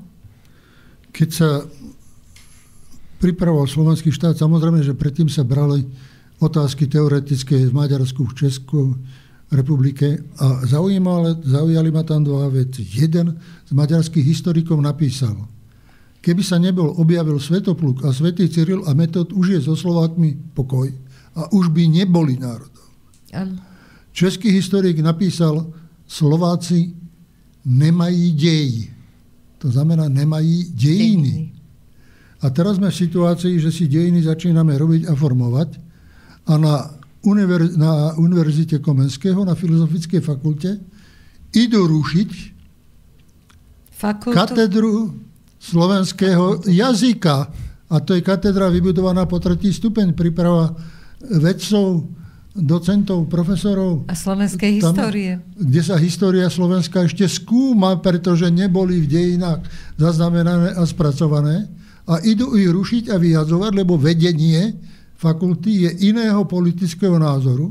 Jedni hovoria začleniť to do všeobecných dejín, niektorí hovoria ešte inak, dokonca uvažovali úplne to zrušiť, až na zásah dekana právnickej fakulty sa to potom trošku pozmenilo, že teda ako katedra môže byť, ale bude to sa tam učiť niečo iné, všeobecné dejiny a nie žiadne slovenské dejiny. Čiže my, aký máme vzťah k dejinám, keď za štátne peniaze pripustíme stav, aby osoba poverená štátom a zvolená pedagógmi na výkon funkcií pre štát prospešných rušila dejiny, to je rušila historickú pamäť ľudí a ich schopnosť orientovať sa na základe vývoja v minulosti skúsenostiami v budúcnosti. Veď to je ohlupovanie národa a zbavovanie identity. Preto sa potom aj dosť čistý, ja to tiež som tu spomínal v týchto reláciách, že niekto nás zbavuje identity a nechce, aby sme vedeli, že sme Slováci a prečo sme Slováci. Robí to zámerne a hrozné je práve to, že je to len na základe názoru. Proste slniečkársky dekan obklopí sa slniečkárskymi ďalšími, obsadia to tam a nemá šancu, pretože oni sú čechoslovakisti a ich vôbec nezaujíma nič slovenské. Takže čo s tým ale?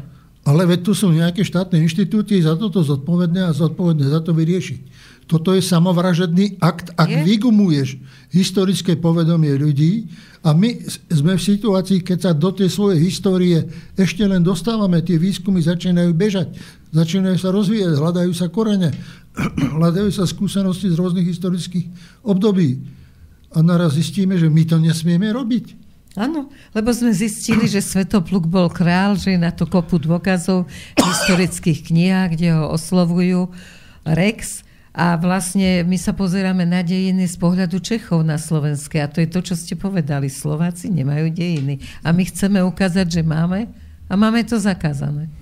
Čiže a kto to zakazuje pre Boha? To sú tiež ľudia, ktorí učia na slovenskej vysokej školy, vlásia sa k národnosti. Asi nie. Ale ich filozofia vedie k tomu, že počkaj, však keď im zoberieme dejiny, čo im zostane? A my si to dáme? Zatiaľ áno. Zatiaľ je to také, že to bude. A v tejto relácii hovorím o tom preto, aby to nebolo. A keď to bude. A čo keď tí národovci sa zoberú a trošku budú robiť v školstve vetrie na tejto filozofickej fakulte? Nemyslím študenti, ani nie pedagógovia. Ale národovci, ktorým záleží na pamäti národa. Ktorí záleží na tom, že sme boli národom, poznali svoju históriu, mali kvalifikované inštitúcie, ktoré sa budú tým zaoberať. A nie tých, ktorí nám chcú nútiť, nemáte dej. Presne tak, poď na ešte nejakú otázku, stihneme. Tak pán Viktor Kremnický nám poslal, zdá sa mi, protichodné správy. V jednej píše: Vlado, som sklamaný z vás, ale vo ďalšej píše: vaše stanovisko ohľadne Danka, máte pravdu. Vo svojom klube Danko má oveľa kvalitnejších politikov, ako je on sám, mali by ho vymeniť. To bol postreh, to sme už riešili. Poďme skôr na nejakú otázku. Je tam otázka? Ono to ani nie sú otázky, lebo to bolo po relácii. A ja som tam videla otázky. Je tu napríklad tá otázka ohľadne migov, ale to nie k minulej relácii, že aký máte na to názor, že keďže tie migy boli niekedy za vašich vlád sem dovezené, že či v tých zmluvách bola klauzula o tom, že ich môžeme poskytnúť tretej strane, tie stíhačky, ktoré sa dali na Ukrajinu. To je zaujímavá otázka. Čo sa to týka? Lietadlá MiG, stíhačky boli odovzdané za minulej vlády na Ukrajinu a že či sme ich mohli odovzdať. Nemohli, hej? Lietadlá boli kúpené v Ruskej federácii, vtedy to boli najmodernejšie lietadlá. V podstate vedeli vyvinúť rýchlosť. Bratislava, Praha 6 minút. Boli cvičenia NATO, na ktorých najlepší piloti boli slovenskí piloti. Bolo cvičenie NATO aj na Sliači a v podmienkach, ktorých piloti NATO nelietali, lebo neboli lietadlá uspôsobené, slovenskí piloti lietali. Čiže boli to kvalitné bojové stroje. Ďalej, pretože sme boli v situácii, že sme veľmi peniaze nemali, tak lietadlá sa odpisovali z dlhu voči Slovenskej republiky. Áno, z Ruského. Tie lietadlá prišli na Slovensko ako lietadlá bojové, s plnou výbavou, s vycvičenými posádkami s kvalifikovanou obsluhou, technikou a podobne, aj s náhradnými dielmi, neboli na použitie v tretích stranách. Bez súhlasu teda tej pôvodnej. V každom prípade tie zmluvy boli uzatvárané takto a nie s tým, že ich môžeme postúpiť kedykoľvek, komukoľvek, pretože vtedy už sa rysovali tie hranice tak rôzne. Pravda je, že sme požiadali aj o techniku nejakú v Spojených štátoch. Dostal som odpoveď prvú. Za prvé, modernejšie stroje ako 10 rokov staré nepredávame, pretože nemáme záujem o vývoj najmodernejšej techniky. Inde, samozrejme. 10 rokov myslím staré, morálne nemyslím technicky. Jasne. A za druhé, ceny naše sú také, že sme si ich nemohli dovoliť. A ak sme chceli mať akú takú pripravenosť vojenskú, tak sme museli brať tam, kde boli a brali sme dobré a kvalitné stroje MiG-29. Tedy jedný z najmodernejších vo svete vôbec. Ja si pamätám jednu otázku, ktorá tam bola, tým asi budeme musieť ukončiť reláciu časovo, už nám to tak vychádza. A tam sa niekto pýtal, že ruský dlh, tie aktíva sa teraz majú premeniť, tie zmrazené, na peniaze, ktorými sa bude podporovať Ukrajina. Je to z hľadiska nejakého medzinárodného práva, je toto možné? To medzinárodné právo, takéto obchody v takomto rozsahu, takto sú štáty, ktoré ich rešpektujú na základe priateľstva a nepriateľstva, ale nie na základe zmluvy a dohody. Samozrejme, keď spomínam túto dodávku ruských lietadiel, tak takú perličku. Súčasťou dodávky boli aj lietadlá Tu-134 pre osobnú dopravu a jedno bolo pre vládnu dopravu a vládnych činiteľov. A bolo to obdobie medzi sviatkami, keď prišli zástupcovia firmy, ktorá to vyrábala na Slovensko a dali mi návrh vnútorného usporiadania všetkých, ako to má vyzerať a fakt to bolo veľmi precízne spracované moderne. Aj stroj moderný, aby mohol pristávať aj na západných letiskách, aby splňal západné normy. A ja, hlupák, aby som to pochválil, som povedal, no to je už tak dobré, že už tam chýba len posteľ a zlatá sprcha. A oni to tam dali, Rusi odišli, prišiel termín, kedy mali lietadlá prísť na Slovensko a lietadlá neprišli. Tak telefón do Moskvy, kde sú lietadlá? Že v Izraeli montujú tú zlatú sprchu. Ježiš. Tak sme zakončili veľmi veselo. Tá posteľ sa zišla akurát Cetýke Šustra prevážali do Rakúska. Že nech sa páči, vy ste dopredu vedeli, že bude potrebná už. Ale normálne, keď mi to ukazovali, že to je tam, ja som sa hanbil, reku, do kyblika, veď ja som to takto nemyslel. To mal byť ako tak nevydarený akože vtip, no. A oni to zobrali ako, že toto je vládna objednávka. A s tým sa nerokuje. Vláda povedala, vláda objednala, vláda dostane, hotovo, vyriešené. Takže vám ďakujem veľmi pekne za návštevu štúdiu. Teším sa na všetky ďalšie, hovorí M. Tak uvidíme, že ako bude, či to budú ľudia vôbec chcieť počúvať. Lebo tak vidíte, zatiaľ to počúvajú. Rozhádané všetko na všetkých stranách, všetky názory, všetky ideológie. Ale keď veľmi neničíte Fica, tak nedostávam 50 telefonátov, takže dnes asi prežijem a nebudem celú sobotu sedieť pri telefóne a hovoriť ľuďom, tak ja na to nemôžem mať názor, ja to len moderujem, takže dovidenia, obráťte sa na pána Mečiara. Áno, dajte mi telefónne číslo, už on nemá telefón. Takže... Práve pre podobné prípady ja nemám žiaden telefón. Veď by ste sa zbláznili. Nie je na mňa žiadne spojenie. Je to skvelé. Keď prídem, poviem, to je verejné, hovorím úprimne, čo si myslím a čo je správne. Takže... Ale vôbec netreba, že treba sa mnou súhlasiť. Dokonca, keď je spor, nutí to rozmýšľať.